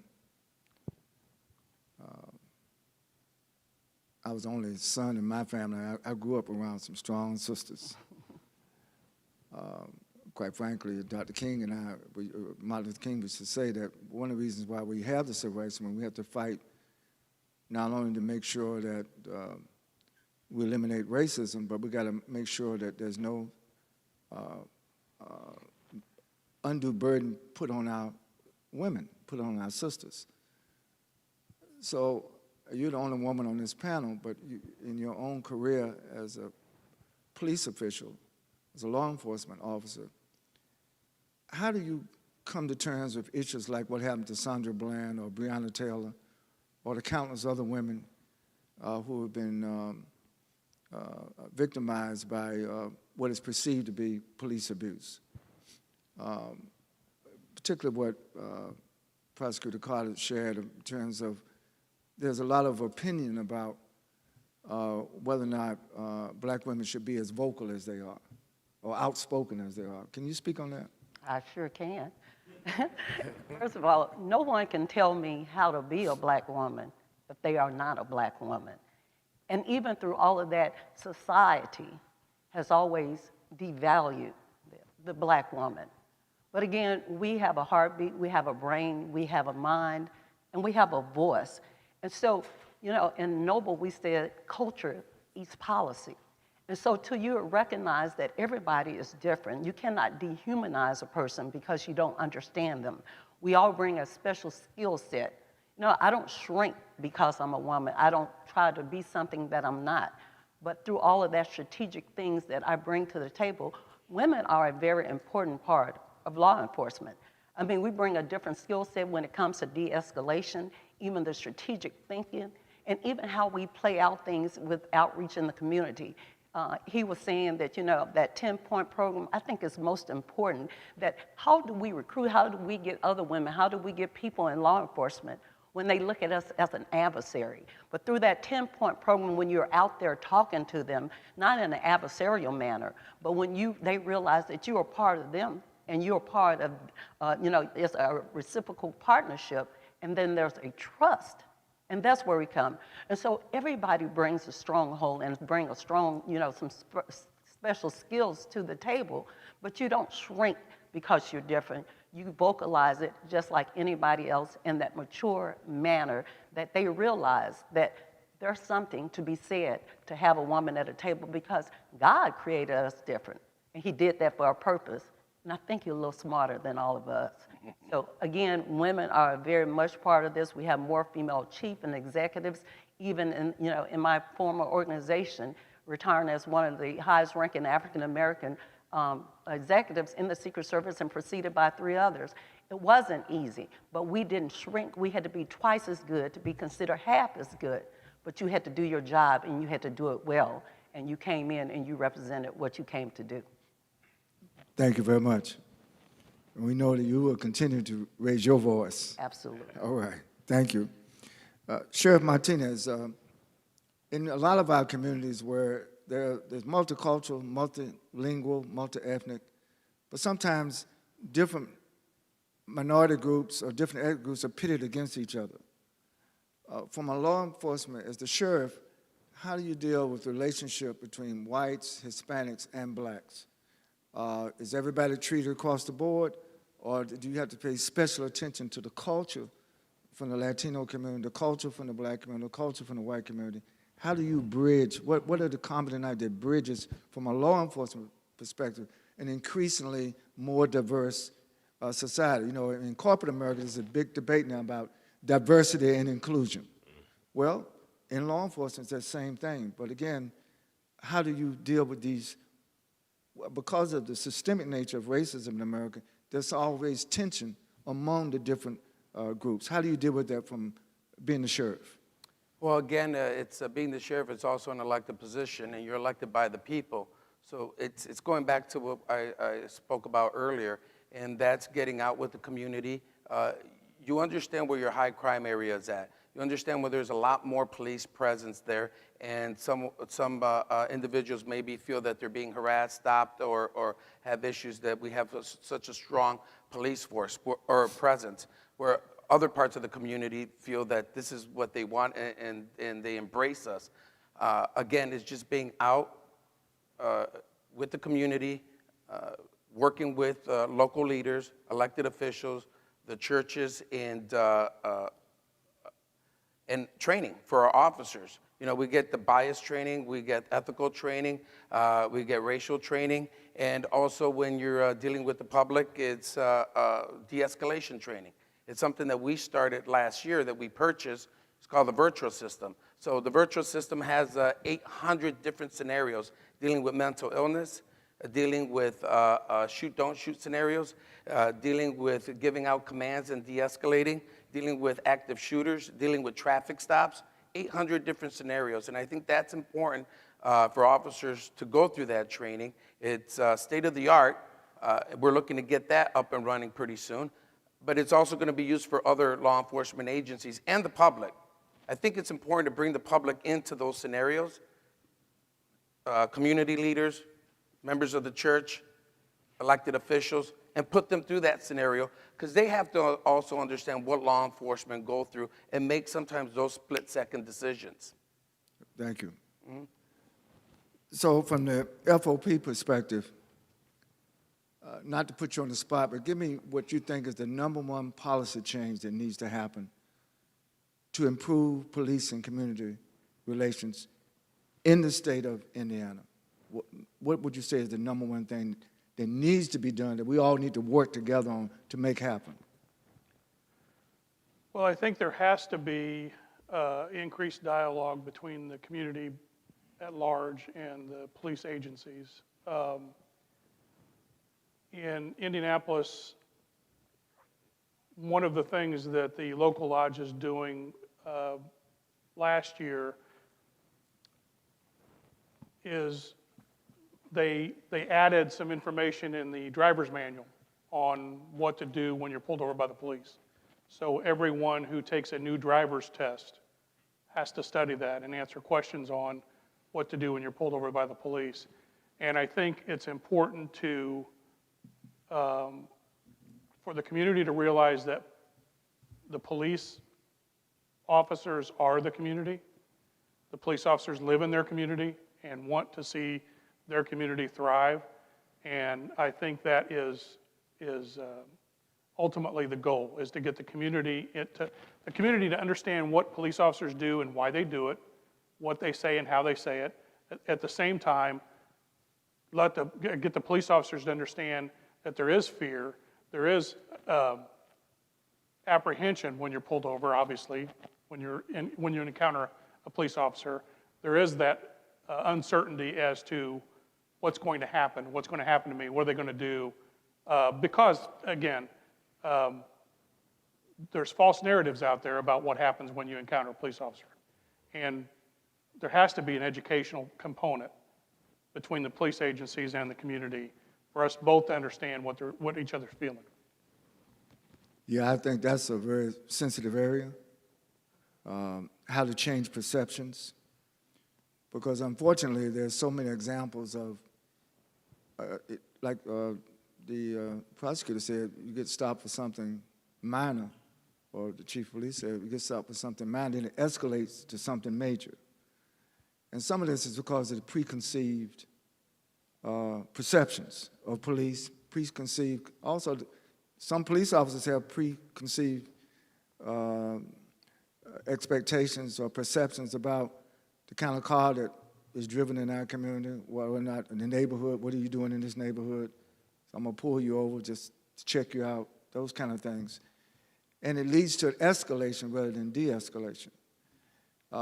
My own view is that the training and some of the things you've just mentioned, I think that, and I would say this to Chief Taylor too, that if there could be a more inclusive way to have communities, leaders or community representatives involved in the training, because then we could spread out in the community level, well, this is how police do what they're supposed to do. And so, but right now, I guarantee you, the average parent in Indianapolis, black parent, maybe also Latino parent, they're gonna caution their kids when they get driver's license of what to do, because the pendulum is swinging now that, you know, it is driving while black. It is breathing while black. But I do want to say, you know, I don't want to just say something that's going to push this discussion in the wrong direction. But what I'm trying to reach for is that if we're going to improve relations, it's going to be a requirement of both community and police together, not separately. Because if you train the officers separately, away from the community, and then you train the community away from the officers, there will be these clashes, because you are institutionalizing the differences in perception. Let me give you an example. There's no correctional officer up here, but I thank God for black folks in the correctional office. Now, I'm trying to get people out of prison. There's too much mass incarceration, Brother Prosecutor. But I just got a text. Somebody's watching this program, social media, and they want to know, Reverend Chavis, why are you up there with these police officers? You know they're abusing us, and you've been arrested 6, 7 times. Why aren't you bitter? Why aren't you angry? I'm glad the person asked the question. Dr. Martin Luther King Jr. told me a long time ago, and those of us in the Southern Christian Leadership Conference, that bitterness only distorts the beholder. I can't walk around angry about how I was mistreated. But let me tell you, if it wasn't for a black sergeant in the North Carolina prison system who was a correctional officer, I was in Central Prison in 1972. And because of my work in the civil rights movement, I was a well-known civil rights activist behind bars. And The first 3 months, they give you orientation, and they give you a psychological test in prison. It's not a sophisticated test, but the prison psychiatrist will ask you a series of questions, and you answer the questions. So after I've been in there about 3 months, the prison psychiatrist asked me, Chavis, what did you dream about last night? And I said, escaping. And he said, well, no, you're not supposed to say that. I said, well, no, I'm giving you a true answer. I don't think I should be in here. So if you want me to say that I think it's normal for somebody who's innocent to be locked up, I thought trying to get out of here was something normal. And the guy said, well, we're not going to put that answer down. I said, well, I appreciate it, that you don't get me in trouble, but I'm just being honest. I want to get out of here so I can get back to the civil rights movement. This same officer was a brother. Later told me, he said, Reverend Chavis, over the next 6 weeks, don't go to the shower. Don't take a shower. I said, don't take a shower, man. I got to keep clean up in here. I want to get, you know, it's bad enough to be in the, I don't know if any of you have been in any of these prisons. They're pretty bad. So I said, why don't you want me to take a shower? He said, because they're going to shank you. Y'all might not know what a shank is. They're going to stab you in the shower. He knew the name of the inmate that had the shank. He knew when it was playing. I said, well, thank you, man, for pulling my coat. And for 6 weeks, I did not go out that cell. There was a little sink there where I washed up, keep myself clean. But I thank that officer, because he could have been fired for telling me what he told me. And why am I bringing that up? We all may wear different uniforms. We all may dress different. Some of us got badges, some of us don't have badges. But at the end of the day, it's how we value the life of all those we interact with. And I think that we need more officers in the rank and file, in police departments, in corrections, in the courts, the court officers. But Prosecutor, you've probably seen somehow how some of these court officers treat some of our brothers and sisters when they come up into these courts. I went to a court session in the Bronx about several weeks ago. I thought I was in Mississippi. All of the inmates that were on trial were black. All the people charging and prosecuting were white. This is in New York City. You know, so we do have a systemic problem. But my point is that, and I mentioned this to Reverend Dr. Posley, we met with the clergy. I think that we have to learn to see opportunities to improve police and community relations, sometimes in a non-orthodox way. Sometimes we got to not only think out of the box, we got to act out of the box. I've just found in my career, and that's why I spend a lot of time now. I'm a consultant to correctional associations. Now, I would not recommend anybody going to prison so you can be a consultant to a corrections. There are other ways to get that expertise. I was just fortunate. And that's why I'm telling you these stories, because I think that we're all, I see life as a blessing. When I woke up this morning, that's a blessing. It's a blessing to be involved in this panel. But we have to share the blessing of what we're discussing today, what we're learning today. The Attorney General and I are going to have a great fireside chat after this panel. And a lot of people are going to watch it. And I want people to get the benefit from the discussion. So this, and I know we have a certain time limit, but I'm going to start again with you, Brother Prosecutor, Brother Carter. I've asked the FOP what it was his single most, but from you perspective, from a public policy perspective, what is the single most thing that you think needs to happen in terms of public policy that would not only give us more progress to improving police and community relations, but will also help your office to discern how to be more effective in what you do?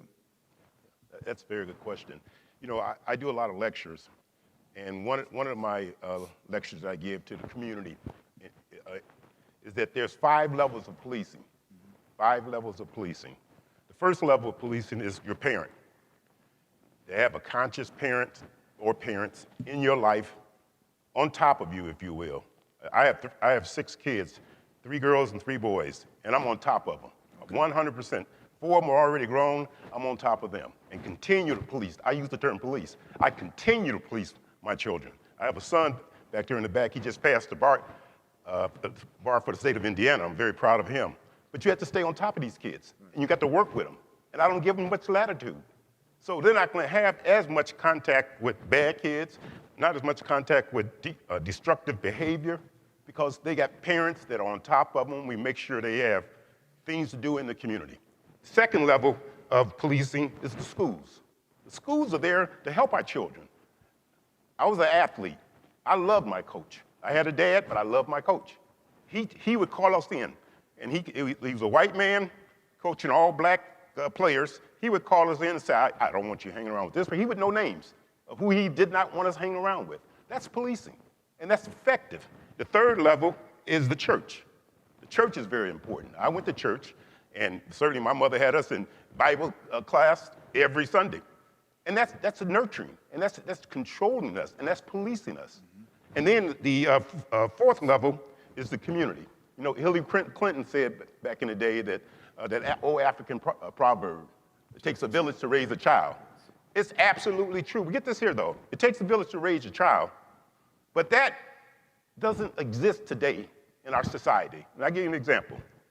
Back in the day, I would do something, and I'm sure most of you have heard this because it's so consistent. Back in the day, I would do something out in the streets, and I would be reprimanded by my friend's parents. By the time I get home, she's called my mother, and then my mother's gonna hit me. And then when my dad gets home, I got to talk to him about it. So there's 3 levels of reaffirming, I'm not gonna tolerate you, Bernie, doing this here out in the streets. Don't you embarrass us. My family is real big, and we're real big now. In that name, Carter, we love the Carter name. We wanna cherish it, we wanna protect it. And I insist on all of my kids having that level of understanding. And they do, thank God, knock on wood. Now, the fifth level is the police. The police fall 5th in line in making our community safe. 5th in line. But we want to take the police and put them in front. And the police is technically, such as I am, a reactionary branch. We are absolutely a reactionary branch. We try to do innovative things, like our sheriff. He's out in the community, he's doing things, he's working it. He really is. I try to do the same. Not to the level he does, but I try to do the same. I honestly do. But the truth of it is, we are still reactionary. Mm-hmm. So I think we have to understand that the parents must take its proper role in controlling some of our kids. Now, the problem with the parents in the African-American family is the historical racist attitude that this country has done to us. The black family is so broken. I mean, it used to be like in the 70s, 60s too, but in the 70s, if you were on welfare and you were a woman, and they would make routine stops unannounced in your home to see if you had men's clothing in your closet. And if you did, they cut the welfare off. So they were intentionally disabling that black family because they were getting a few dollars for food. And that has historically hurt the black family, and we're still living from that impact. I know a lot of my brothers and sisters that I try to nurture and talk to and all that stuff, they're so damaged by our society. And they're mainly damaged by their parents damaging them, and it's a reciprocal thing. And how you get around that, I don't know, but I know the key is all my friends who are very up on top of their kids are pretty successful. Their kids are pretty much staying out of trouble. You know, you're always gonna have one that might go astray, but you know, you have to have a parent or parents, and I use the term parent in the sense that many of our single family homes, and it's primarily the mother. And that causes problems within the black family. It really does, because a young lady needs a black, strong male figure in her life. A young man needs a black, strong male figure in their life. And when you have a single parent, there's a deficiency that single parent has to fight to supplement just to keep that child in line. Well, thank you. I know a lot of black parents, a lot of black families watching this show, as well as other racial and ethnic groups. Thank you for that. And the points that you have those in writing? Those points that you points, just... Oh, yeah, well, I have them in the office, yes. All right. Oh, yeah, well, absolutely. So, AP, one more thing is we got note takers out in order. We're taking the major points that are made in this discussion. Yes. Because whenever we hear something that resonates not only here in Indianapolis, but other cities, other communities across Indiana, but also across the country could benefit from. So thank you for that. Yeah, absolutely. President Williams, in 2006, a black female police officer in New York City was fired and charged with obstruction for trying to intervene and stop a fellow officer from abusing a suspect that had already been placed under arrest and in handcuffs. Now in 2020, how do you view what occurred then, and what are your thoughts about the duty to intervene? And it's the whole question of the blue code or the blue shield, which the perception is a little different from what the FOP reported today. But how do you see how we can improve not only the perception of what is real, but the actions of officers when another officer tries to prevent a further deteriorating of the situation from happening rather than improving the situation after an arrest is made? Noble is pushing national legislation and the push of a national standard of use of force. And until we memorialize this, because what people are crying out for is accountability, transparency, and consequences of those things. And so if we leave it at the discretion of a police chief or a sheriff to run his or her department, we need to have these standards nationalized. Noble has put what we call the Noble First Four. There's mandatory de-escalation training, a right to intervene, the restriction of chokeholds, and the right for another officer to render medical aid, but that right for that officer to stop another officer when that force is no longer necessary or they're going beyond that. And so until we hold each other accountable, and it starts with the top of that agency, that you have to have accountability. And with that accountability, you build trust, because if there's no trust, we will continue to have this. Because again, we are an extension, like all of them said, under 21st Policing, that we're a part of those communities. And those communities are part of us, and we have to accept that culture. But until we respect each other and not dehumanize each other, and we stop turning on the news every day and see yet another unarmed African American that is killed, we have a long ways to go. Because we have to realize that any life, particularly African American life, is more than a carton of cigarettes, more than a counterfeit $20 bill, or even someone going to the wrong address. There has to be accountability. And when those shortcomings and those mistakes happen, or those bad judgments, you have to have that transparency so the community can understand when that process is going on, what is being done by that. And until we have those conversations and build that trust, then we'll continue to have these problems. Thank you very much. I've been noticed that we have about 4 or 5 minutes left. So what I'm going to simply ask each panelist now, you're speaking to the brothers and sisters who are here, but I want you to speak to the audience out there. And we have some indication that hundreds of thousands of people are watching, and that's great. Starting with you, Sheriff Martinez, what is your parting word to this bridge forum, a time for change to improve police and community relations in the county in which you have supervision of? Absolutely, and it takes both sides. It takes the community, it takes the leadership, and leading by example. I look at myself as a law enforcement officer for 27 years. I'm passionate in what I do. I love my job, I love my community, and out of the 27 years, I have never received not one single citizen's complaint of abuse or racial profiling or anything like that. And I think that's reflective to all law enforcement officers, that this is what the majority of law enforcement officers do.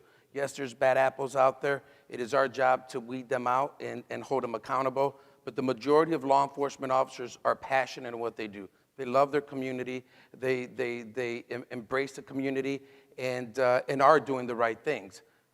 So it's important to have that community relations. reaching out, especially to our young adults and young children, and changing that perception of law enforcement that they're out to get them, that we cover up for each other. It's not true. I won't tolerate that. As a young officer, I was so shocked. Number one, I was proud to be a Lake County police officer. And I was shocked when and my commander knows who that individual is, when I first got on the department, and a certain commander looked at me and looked at another officer and said, "We hired another spick on this department?" I was, what? And moving forward, he called me out of name. Called me a beaner, called me a wetback, called me Julio. I don't know why Julio. I mean, I don't know where that came from, though, but I knew that was not my name. And you know, and some other officers, old school officers that are hired in the 70s, don't worry about that. If he didn't do that, that means he didn't like you. Well, I was raised, you know what, don't let that hold you down. Don't let that hold you back. Right. You know, those people will fall. Oh, he fell, all right. And guess what? I'm now the Lake County Sheriff. I'm the boss there, and I make those changes, and that's what's important. Reaching out, empathy, having community relations, and your own experience of what you went through. Thank you, Sheriff. Mr. Owensby, give us your final word from the FOP. I would like to know, and I think the audience would like to know, how do you think this discussion is going? In my honest opinion, I think that there are still false narratives, even among this panel, even among the group in the room, there's still false narratives. What I'd like to impart, first of all, I completely agree with the sheriff in everything he said. I was a proud police officer, proud of my profession, proud of the work that I did in my communities, and I'll take that to my grave. But facts matter when you talk about police-community relations and some of the more volatile incidents that have occurred. And we've all mentioned the names of the more recent events that have occurred in our nation. It's very important, I think, for the community to realize that there are processes for when you are wronged. The most important thing to do when you encounter a police officer is to comply. Comply with his lawful orders, comply with his presence, comply with what he's telling you to do, even if you don't think it's right, even if you don't think it's correct, even if you don't think it's legal. Because bad things happen when you don't comply. An officer has a job to do, and there are processes involved when the officer's wrong. There are boards, there are review boards, there are merit boards, there are panels that review officers' actions. Body cameras are going to go a long way in preventing those abuses that occur when they occur. But the important thing for the public to do is to comply, to avoid those incidents that occur when you don't. And facts matter in a case. Instead of listening to what an athlete says, or what an actor says, or an actress says, or even a social activist says, before they know all the facts, wait until the investigation is done. If there needs to be a protest because of an action, then let that protest occur after the facts have been rendered, not before. But doing something like that before just leads to more increased false narratives. If there are wrongs done with Breonna Taylor, those will come out. If you don't agree with the grand jury indictments or lack of indictments, that's part of the process. There's going to be a trial. All of the facts are going to come out in the trial. Same with George Floyd, same with Freddie Gray, same with Deshaun Reed. All of those facts are going to come out. It does everyone a disservice to have a strong visceral reaction to something when you don't know the facts. So please, my message to the public would be comply, and comply now and complain later. Let the process work. Let the body cameras work, let the process work. If the officer's wrong, he'll be disciplined or decertified or fired or criminally charged. But let the process work.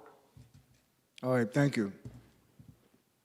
I would comment, but I won't because of time. But I want to thank you for your honesty, because I think in order for us to have these discussions, to use your term, the false narrative can become a truthful narrative to the extent to which we engage and we better understand not only what the facts are, but the circumstances that give rise to the facts. And we all know perception's reality. Right. And So I got you. Okay. I think the public gets it. Chief, final word to the public. Yeah. So I know some people have talked about can the police themselves, and I would just like to say that I'm very proud of the members of the IMPD. We do have in our policy a responsibility for other officers to step in when they see abuses.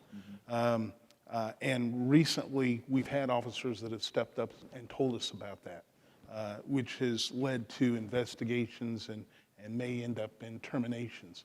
So I'm very proud of the IMPD. The other thing I'm reminded of is I think it was Frederick Douglass that said it's easier to build strong children than to repair broken men. And I think we all have a responsibility for that, even if, whether we're looking at it from the standpoint of how we treat each other, racially speaking, or whether we're raising our own kids or any of those things. I think that plays a role in all of us. If we are indeed all in the community, then I think it takes those kind of attitudes to make sure that we are indeed fair across the board and that people feel valued. Thank you, Chief Taylor. Prosecutor Carter? Yeah, very quickly.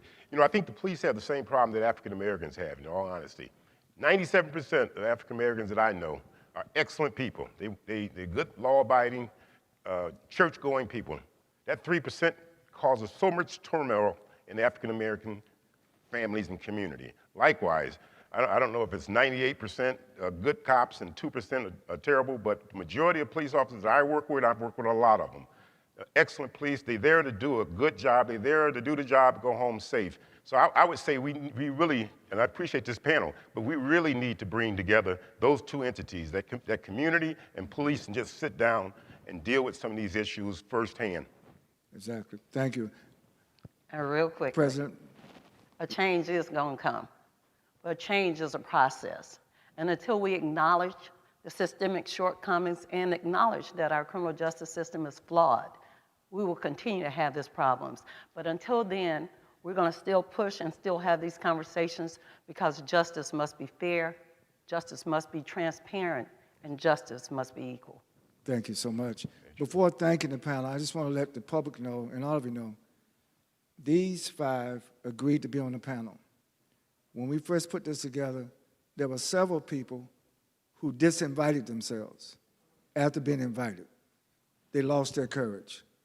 So I want to not only thank these panelists for having the courage to come up here and speak to the world on this subject matter, but I think we should thank them for what has been said here.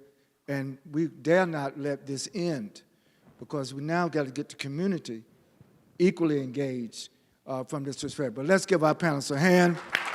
Tremendous. Thank you, each of you.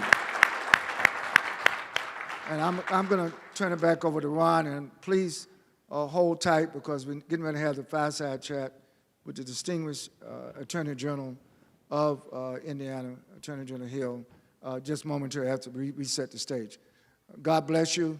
God bless Indiana. God bless the United States of America. And God bless all the people of the world as we strive to improve the quality of life of all of God's people. Thank you very much. Good evening.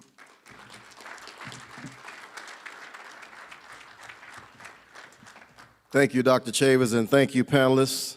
Just like Dr. Chavis said, we did have some people withdrew themselves, and for these panelists to come and share with us and have the courage to be on this stage, because many have attended town halls where they get screamed at. So we appreciate you, all of you. So another big round of applause for our moderator as well as our panelists. Next thing we want to do is allow our panelists to exit the stage and prepare for the fireside chat. Take 5 seconds, stand up and stretch. Do not leave the room. Just stand up and stretch if you need to. We're going to take 5 seconds. We're going to remove some chairs, and then we're going to immediately begin our fireside chat.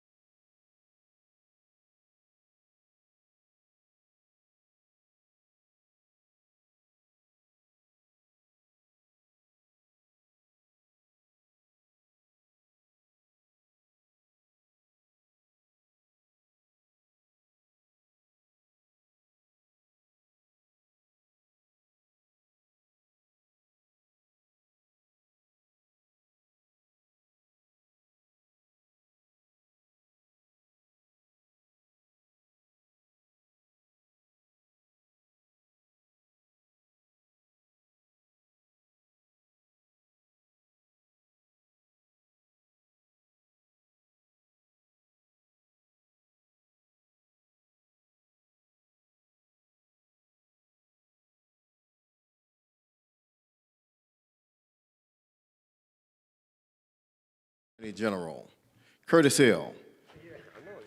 Curtis Hill. You can go ahead and be seated. Curtis Hill is the 43rd Attorney General of Indiana. As Indiana's Chief Legal Officer, Hill oversees a staff of more than 400 employees spread across multiple divisions. On November 8, 2016, Hill was elected Attorney General in record-breaking fashion. More than 1.64 million Hoosiers cast ballots for Hill, making him the top vote-getter of any elected official in Indiana history. He took office as Attorney General on January 9, 2017. He earned his Bachelor of Science degree in business from Indiana University, Bloomington, and later received his law degree from Indiana University as well. In 2002, Hill ran for his first public office, winning the first of 4 elections as Elkhart County prosecuting attorney with nearly 80% of the vote. Under Hill's leadership, the Office of the Prosecuting Attorney successfully seized more than $2 million in criminal assets. Through the Assets Forfeiture Program, criminal assets were seized by law enforcement, then forfeited by the court. The proceeds were then distributed back to law enforcement for reinvestment in crime fighting. He has served on many boards, including the Board of Governors for the Indiana State Bar Association and Board of Regents for the National College of District Attorneys. That's just a small bit of his extensive bio. Join me in giving a proper welcome to our fireside chat, Indiana Attorney General Curtis Hill and Dr. Benjamin Chavis Jr. The floor is yours, sir. Thank you very much. We are very honored to have an opportunity, Attorney General Hill, to speak to you. But I want our audience to know a little bit more about you. I understand your father, that's right, Curtis Hill Sr., not only worked in Indiana, but was also a civil rights leader in his own right. Tell us something about your family, your upbringing, what eventually led to you being the highest ranking law enforcement officer in the state of Indiana. Well, thank you, Dr. Chavis. You mentioned my father, Curtis Sr., and he and my mother were heavily influential in my upbringing. When I was listening to my good friend Bernie Carter talking about him being a parent sitting on his children, that's what we had in our household. And my father led by example. He was the branch president of the local NAACP for about 12 years. And this was encompassing a period of time between the 50s and the 60s, which, as you know, was the bread and butter days of the civil rights movement. Yes. And that local leadership was very important. My father was the first life member of the NAACP in our branch. And so he led by example. We traveled through the South. We traveled to the NAACP conventions, and we saw firsthand what was missing in this free nation of ours. And one of the things that was important that I learned from my father was the strongest man I ever knew, and he was the smartest man I ever knew. And I've told people time and time again, my father was my hero. And it's that aspect of having a hero in your life who can set that example that drives you. And when we look at the number of children in our society today that don't have that hero, that person in their life that they don't want to disappoint, that's so meaningful, because there will be someone that comes along and fills that void. And if it's not a positive fill, it will be a negative fill. And we see much of the destructive force of not having those influences in their life. So it's been critical to my background to watch two strong parents show the way. Very good. We just witnessed a diverse panel of law enforcement officers, officials from the state of Indiana. Mm-hmm. You're the highest ranking chief law enforcement officer of the state. I want to project forward. Certainly we can learn from the past, but from your distinguished position now in life, what do you see as the future opportunities here in Indiana for blacks, for whites, for Latinos, for Asians, for Native Americans, for all people? The demographics of this state are changing. You're a Republican, I'm a Democrat, but our discussion for a few minutes is going to transcend the partisan politics. I'm honored to be in your presence. And from a civil rights perspective, I know what we worked for hard with Martin Luther King Jr. and the civil rights movement, what your parents worked for hard, was not only to see that the day would come, we will have an African American to go to the White House, an African American to be the Attorney General. One day we may even have a governor here in Indiana. But this is 2020. We've just discussed improving police and community relations. You talked about the importance of having a hero, a model, a role model. This whole Bridge Forum has been co-sponsored by the Arizona Foundation. And I think that was appropriate. And I want to thank you because I know you have supported this event, this unique event that's now taking place today here in Indianapolis. But I want you, usually I ask this question at the end of the discussion, I'm asking it at the beginning of the discussion. What is your foresight? What is your view? What are the prospects that we need to pay attention to improve police and community relations and overall improve the quality of life of all people here in Indiana? That's a great question, Dr. Chavis. I appreciate your asking it.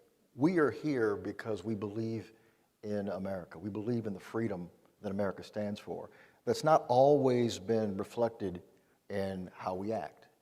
The opportunity that we have in Indiana through our history towards our future is to bring people together through transparency, through understanding, through listening, to put our cards on the table and discuss openly and freely what our problems are. Much of our problems, and these aren't things that can necessarily be fixed by legislation, these are problems of the heart. This is how we feel about each other, how we get to the point of loving one another despite our differences, recognizing that we may have political differences, racial differences, social differences, economic differences, but one thing that we have in common is that we believe in God, we believe in our nation, we believe in love, we believe in being able to communicate and share our problems and share our issues. And that's one of the things that's been missing as of late, that people want to talk at each other instead of talk with each other. People want to wait until they have the next opportunity to hear themselves speak until they listen to someone else's perspective. That's what's been so fantastic about this panel, is we had law enforcement representatives coming from different perspectives and different backgrounds, sharing information and enlightening us as to how they think. We combine that with the community and their differences, their perceptions, and put all that together, and we have a real opportunity moving forward to make Indiana a leader in how we relate to each other and how we solve problems. And not by force. I can't make you love me. You can't make me love you. It has to be a situation where we recognize that we have an opportunity to grow, to become better at what we do, and also to hold people accountable for their conduct. Well, thank you. You know, in the one of my favorite scriptures from Micah, it showed you, O people, what is good. What does the Lord require of you but to do justice, love mercy, and to walk humbly with thy God. As the Chief Law Enforcement Officer of Indiana, you've mentioned the importance of love, changing the heart. There's been an identification that the problem of systemic racism persists. And the question is, I remember when I had Nelson Mandela here in Indiana in 1993, he hadn't been elected president. He later, 1 year later, became president of South Africa. And the whole question was how to dismantle apartheid and how to dismantle systemic racism over there. Mm-hmm. Now we're having these discussions in 2020 here in the United States. No state is perfect. No people are perfect, but we should strive toward perfection. How can we, from your perspective, have a more loving community here in Indiana, across the state, a more justice-seeking, justice-reaching society? And as I said during the panel discussion, it's not necessary to repeat the past or repeat history, but to learn from it. You've learned some things.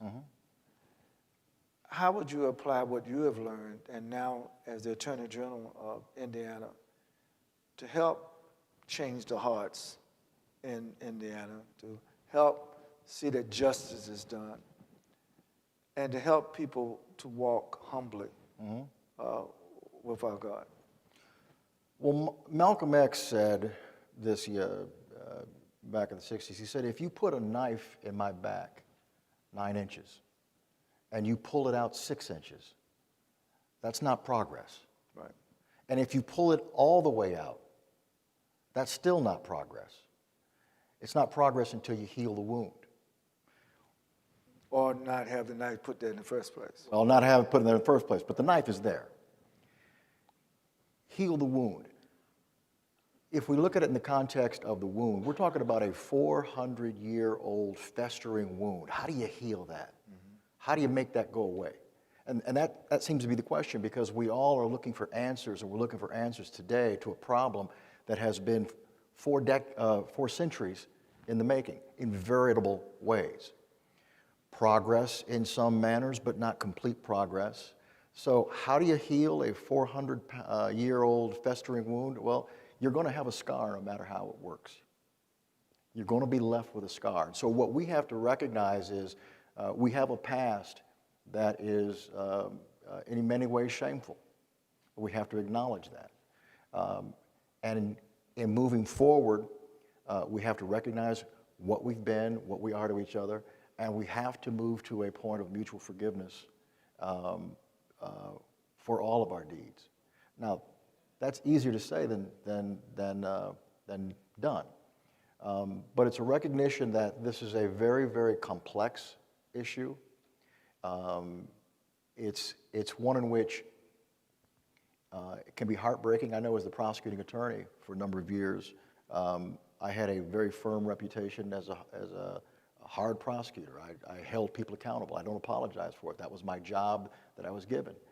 And I recall when I would be in prosecutions and involving African Americans. I treated them like anyone else, but inside it broke my heart to see the falling of generations of people that had experiences that had created this criminality, and yet we still had a job to do to hold them accountable for the behavior that, as a society, was deemed inappropriate. And that's why it's so imperative that we understand and learn what it is that goes into those bad behaviors that create that potential criminality and stop it before it starts. Whether it's coming from the home, whether it's engagement in the school. I love what Bernie said about the 5 steps of policing. And it was number 5 was the police themselves. There's so much that needs to go into our communities in terms of building up in a positive manner that force that doesn't have to be engaged in the police effort. And it's also a matter of bringing the police community into bear, and into, I've said this often, we talk about community policing. The best thing that police officers can do is park their car and get out and walk the neighborhoods and walk up to the neighbors. And if they see Mrs. Johnson sitting on the porch and she offers you a Coca-Cola, you stop and say, yes, ma'am, I'd love to have that Coca-Cola, and have that conversation and get to know people outside of the performance of the task or the job, and develop those relationships that can be counted on later on to generate the kind of energy we need to move our conversation forward. Thank you. We heard earlier from Fort Wayne and the 10-point coalition. Can you share with the audience what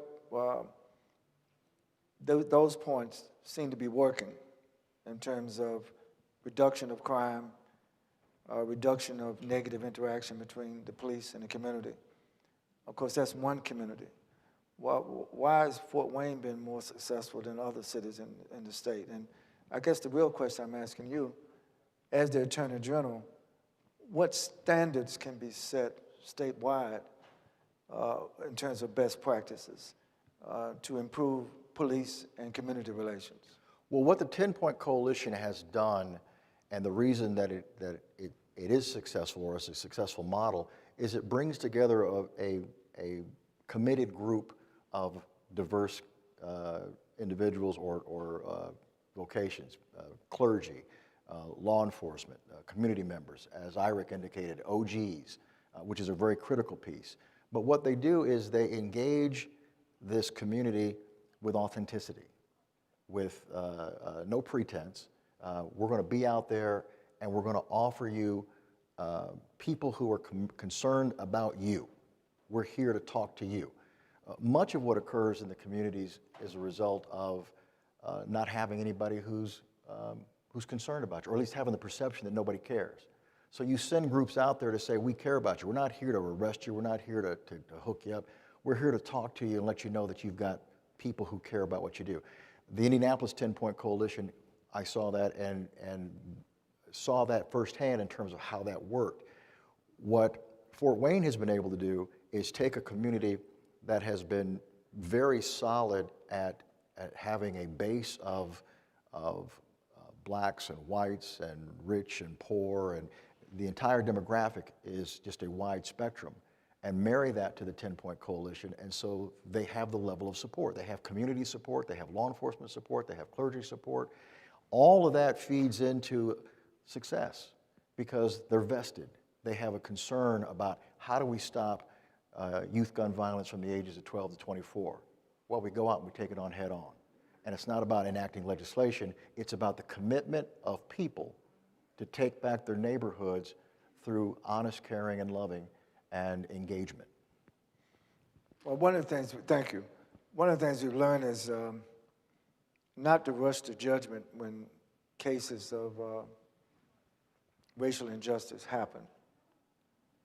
And of course, all cases are different. There's different circumstances. I understand that. But I do want to, and I know that people around the country, not only across Indiana, but people around the nation are watching our conversation. And this is a conversation. And I don't want to prejudge the situation, but it's relevant because it's in the mindset of people.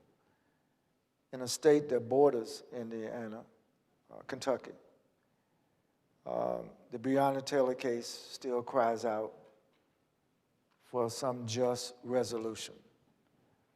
And I really don't want to get into the details of the Breonna Taylor case, but I'm asking you, when a case like what happened to her, or the case in George Floyd in Minnesota, or the case of Iric Garner in New York, or Tamir Rice in Ohio, all these states, no state is without these kind of cases in the United States of America.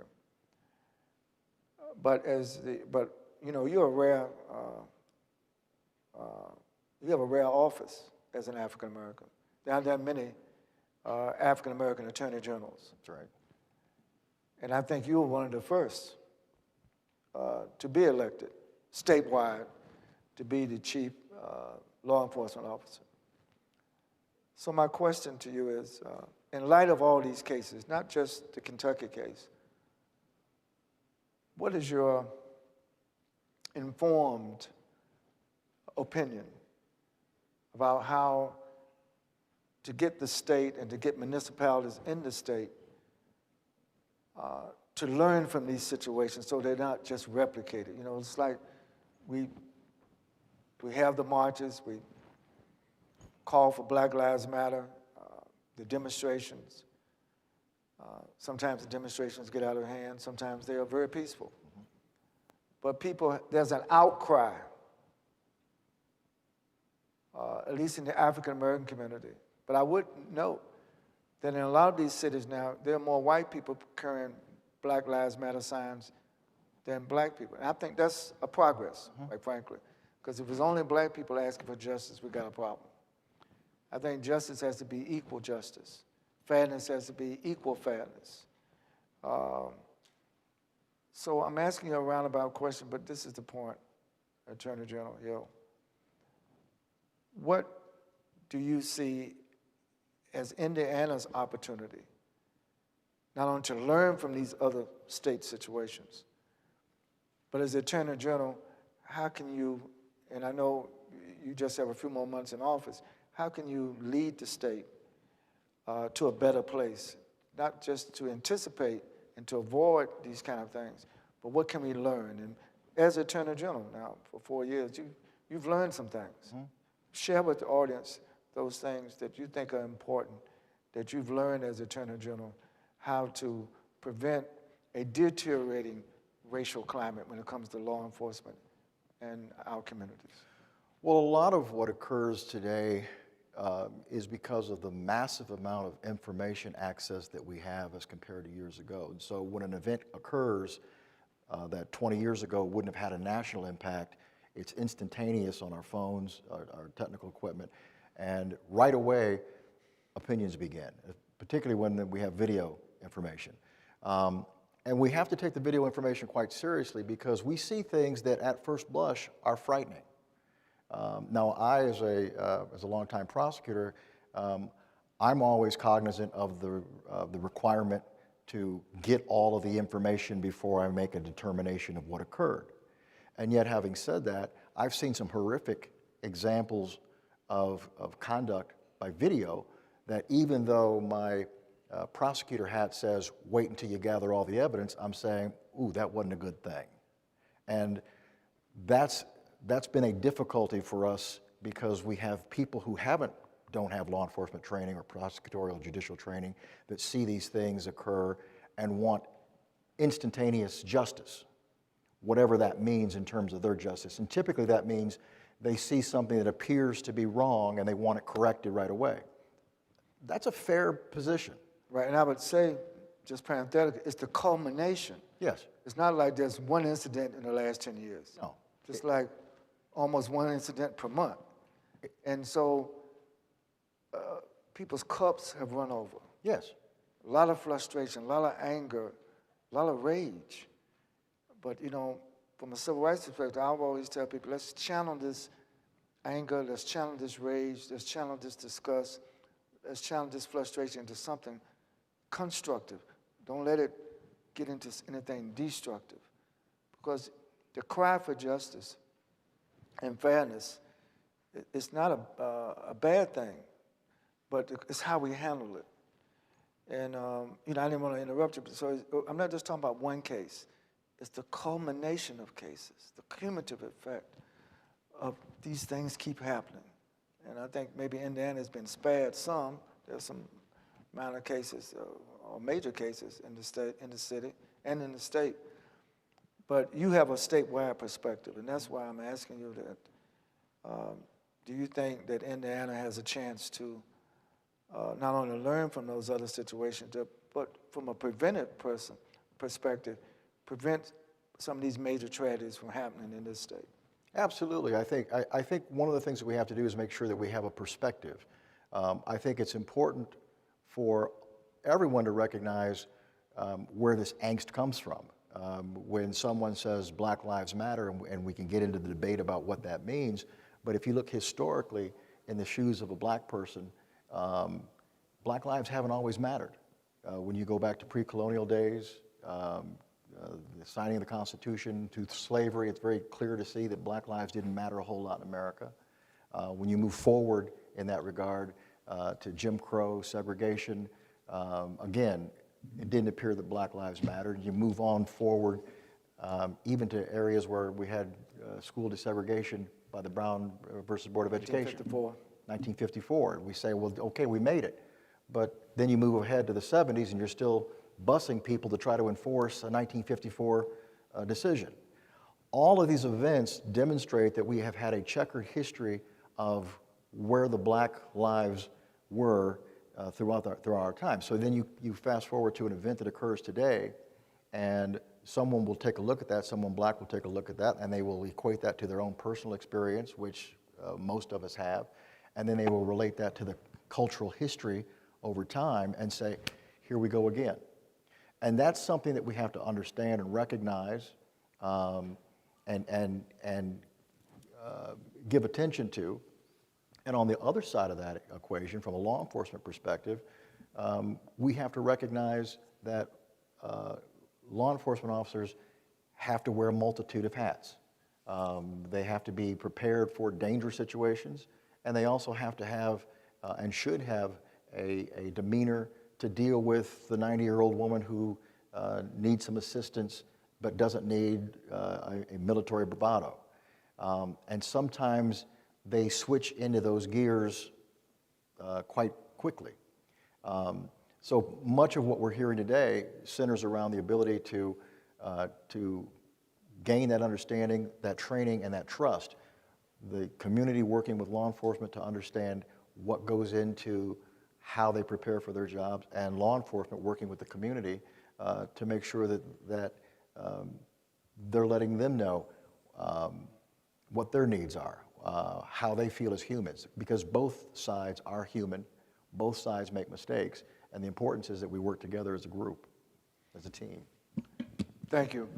Today in the Indiana legislature, are you aware of any bills that have been introduced to improve police-community relations? Where do things stand in terms of public policy? Well, from my perspective, I know that there's always legislation that's geared towards changes in the judicial system, and I think it's important that whether it's the justice system or it's law enforcement, that we always constantly look at ways to improve the system. There's no such thing as a perfect system, and so we should learn from mistakes and past issues. But quite frankly, from my perspective, these are areas that we have to address as humans, as individuals, as people, in terms of breaking through the barriers.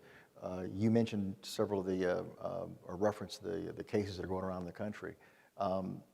It's really a matter of transparency, of being able to understand what goes on. You may not agree with the decision that someone makes in a case, but if you understand the decision, or you can understand where it came from because there's been sufficient information provided on what the law is, on what the facts were, on the unusual circumstances, that goes a long way. It goes a long way to sit down with a family that before the investigation gets rolling and lay out how the law works and the expectations and what access you have to that information, as opposed to just simply making decisions and talking about it later. Mm-hmm. It's a matter of bringing people into the process, bringing the individuals into the process, bringing the community into the process so that we can all work together. Very good. Earlier, Congressman André Carson was here, and he co-sponsored a bill that actually passed the Congress, is going over to the Senate, the George Floyd Justice in Policing Act. From your perspective, are there components of that bill that you think could help Indiana? What is your feeling on federal legislation as it affects state policy? Well, it certainly can be a guidepost. 95% of what happens in the criminal justice system happens at the state and local level. So it can be a guidepost in terms of what local legislators, state legislators can look at, and certainly should strive for that. But the reality is, at the state and local level, that's where much of this occurs. And we still have to have those conversations on what it takes to look at what kind of force is appropriate under all circumstances, what types of things may be geared towards inappropriate conduct in African American communities versus other communities. Those are all discussions that absolutely have to be made at a basic level so that we can have a real awareness and understanding of how this works and what we can do about it. Very good. Before we wrap up, I just want to thank you. Very few attorney generals would take the time out of their schedule to do what you're doing now. You supported the panel that we had earlier, and you consented to have this fireside chat. So I want to thank you. the Black Press of America. We're going to do a feature story about what you've just said in all the black newspapers. But more importantly, the public out there is watching, listening. And one of the things I learned in hip-hop music, people pay attention to not only what is said, how it's said, but can they feel what you're saying? And so my last question to conclude is, what is it that you want the people of Indiana to feel? Should they feel good about the future of the state? Should they fear? Or should they not care? How important is it for people to be engaged, to really achieve the goal of improving community and police relations in this state? Dr. Chavis, I believe the people of Indiana should be hopeful, should remain hopeful. These objectives are entirely achievable. Our history as Americans is full of examples of times where, boy, it looked like we couldn't get past these things. Whether you go back to the Civil War, which difficult for us to relate to, but you yourself can relate to 1968. Yes. 1968, cities all over America were on fire. People were dying by assassins' bullets. Discord over an unjust war. Things were just coming out part of the seams, and you could take people in 1968 and you would say, boy, there's no hope for America. And then what happened? We get through it because Americans find a way to pull together, people find a way to pull together. And that's what our hope is here, that we have all sorts of things that are falling apart. We have this issue, law enforcement and the community, and how does it end? How do we get past this? We get past it with people participating in opportunities like this to have open discussions, to not point fingers, to not say, well, you're a this and blankety blank, blank, blank. Right. Lay it on the table, be honest, be authentic, be open, be willing to listen, be willing to change, be willing to humble yourself, be willing to exalt another. These are the areas that we need to turn to, and we can do it here because in this state, I have found, and I still find this, we have some of the best people in the world who are beyond the racist injustices that occur. We all have biases. We all have stereotypes, myself included, and much of what we have to do is get in touch with that so that we can not judge others and be forgiving of others in that regard. So I think I'm busting at the seams. I think we'll come out of this just fine. It's going to take some work. Yes. It's going to take commitment. It's going to take courage. And like you said, the courage that we saw from these lady and gentlemen who were on the stage today, sharing from their hearts what they believe it will take. And we need that from the community at large. We need that from individuals in each neighborhood, on each street corner, on each pulpit. Everybody get engaged and lift each other up. Attorney General Curtis Hill, Jr., thank you. Thank you, sir.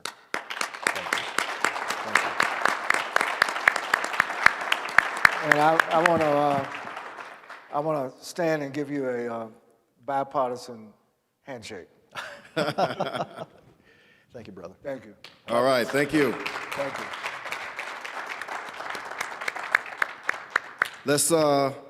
Let's again show our gratitude to Attorney General Curtis Hill and Dr. Benjamin Chavis for that enlightening fireside chat. Let's give them a big round of applause. As we come to the close of the program, we have one quick announcement and remarks from Aaron Bear of Aaron Bear & Company regarding an upcoming session. Aaron has a bachelor's degree from Indiana Tech and a master's from Indiana University and holds an MBA in global management from Thunderbird School. He's a strategy and innovative consultant, a serial entrepreneur, and a co-founder of the Heroes on the Foundation. Please join me in welcoming to the podium Mr. Aaron Bear.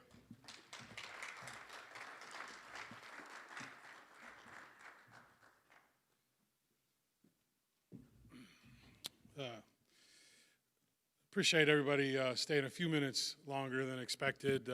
Obviously, it's an important conversation that we were in, and glad that some of you could stay. But over the last few months, leadership has taken on a whole new perspective. What I've learned from my privileged viewpoint is when people are angry, listen with empathy. When people are critical, listen with empathy. And when people are in pain, it's important to listen with empathy. And this moment may be different than history, as the world is starting to listen with empathy. If we'd had this forum 15 years ago, many of you may not be here. It may be an issue that wasn't as important. But yet what I'm about to share with you may shock some of you, and others will say it's about time to start talking about this subject. And beyond COVID-19 and racism and climate change and a whole slew of other things that seem like the world's unraveling in 2020, I'm going to tell you that mental health is the next pandemic. United Nations report says the mental health and well-being of whole societies have severely impacted by this crisis and should be a priority to be addressed urgently. The American Mental Health Counselors Association has projected 100 million Americans will experience mental health disorders in 2020. Research suggests that adult Black community is 20% more likely to experience anxiety and depression. Obviously, with the intersection of racism, classism, and health inequity, the mental health needs of the Black community is exacerbated and often unfilled. To focus on law enforcement, a recent study found that police officers are 69% higher risk of suicide than the general population, and climbing. 85% of first responders have reported mental health symptoms. 1/3 are clinically diagnosed of depression and post-traumatic stress disorder. We know veterans have post-traumatic stress disorder. I think it's time to acknowledge that our law enforcement are put in harm's way day in and day out, and oftentimes those mental health issues get brought back into their work, which we've seen in many of the cases that we've just talked about. But yet we have champions in the room for this cause, and a few have been fighting this battle of mental health for many, many years. For those that lead companies, I don't want to leave out the fact that the World Health Organization estimates $1 trillion in lost productivity every year because of mental health issues.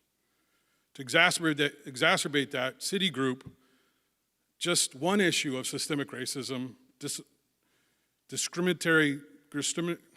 discriminatory lending practices have led to a loss of $16 trillion in economic opportunity, largely in the Black community, but beyond. That loss, obviously, 6.1 million loss of jobs that were not created over the last 20 years because of discriminatory lending practices. That creates this vicious cycle. When you have unemployment, it leads back to mental health issues, and honestly, it leads back to your poem, HB. So these are the pressing issues: the health of human beings, their civil rights. The mental health should rise to the top of that list, because we must all learn to be human again. We are all one.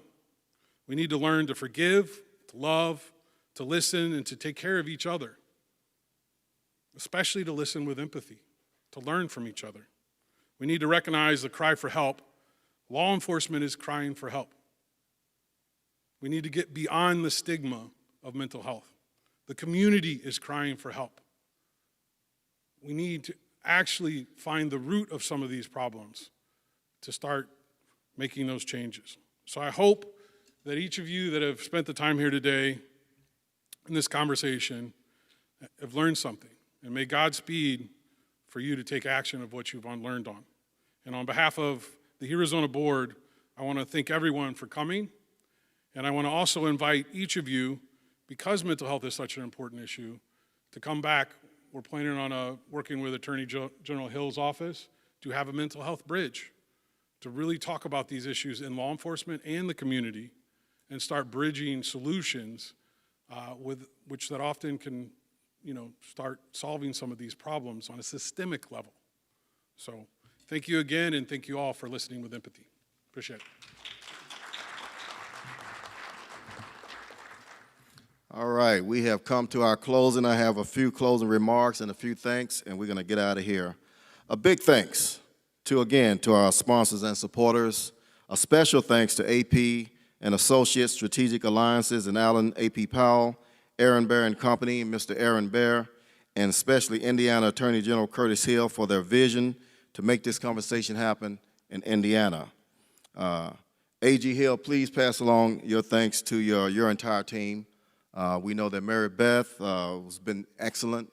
She's a retired judge. Sam, Jean, and your entire team for the vital support. Dr. Benjamin Chavis, what can I say? You've been fighting this good fight for over 60 years, and yet still, here you are in Indiana, helping this state and these communities continue to bridge the gap. Amp Harris, Pastor Richard Reynolds, we could not have executed this without your strong support. And of course, we want to thank our advisory board members. We thanked some earlier, but we missed Greg Walker, and want to thank Rodney Williams as well. Thanks to HB. Thank you for flying in town, sir, and sharing your talents with us. Big thanks to our guest speakers, especially our panelists. And this may be one of many conversations that need to be ongoing, of course, in this community as we continue to build bridges. Our task right now really is to have a sense of possibility that we can write a better story. Only time will tell. So thank you all. Thank you to our online audience. And for joining us today, thank all of you. We welcome your comments. God bless you all, and God bless the United States of America. Thank you.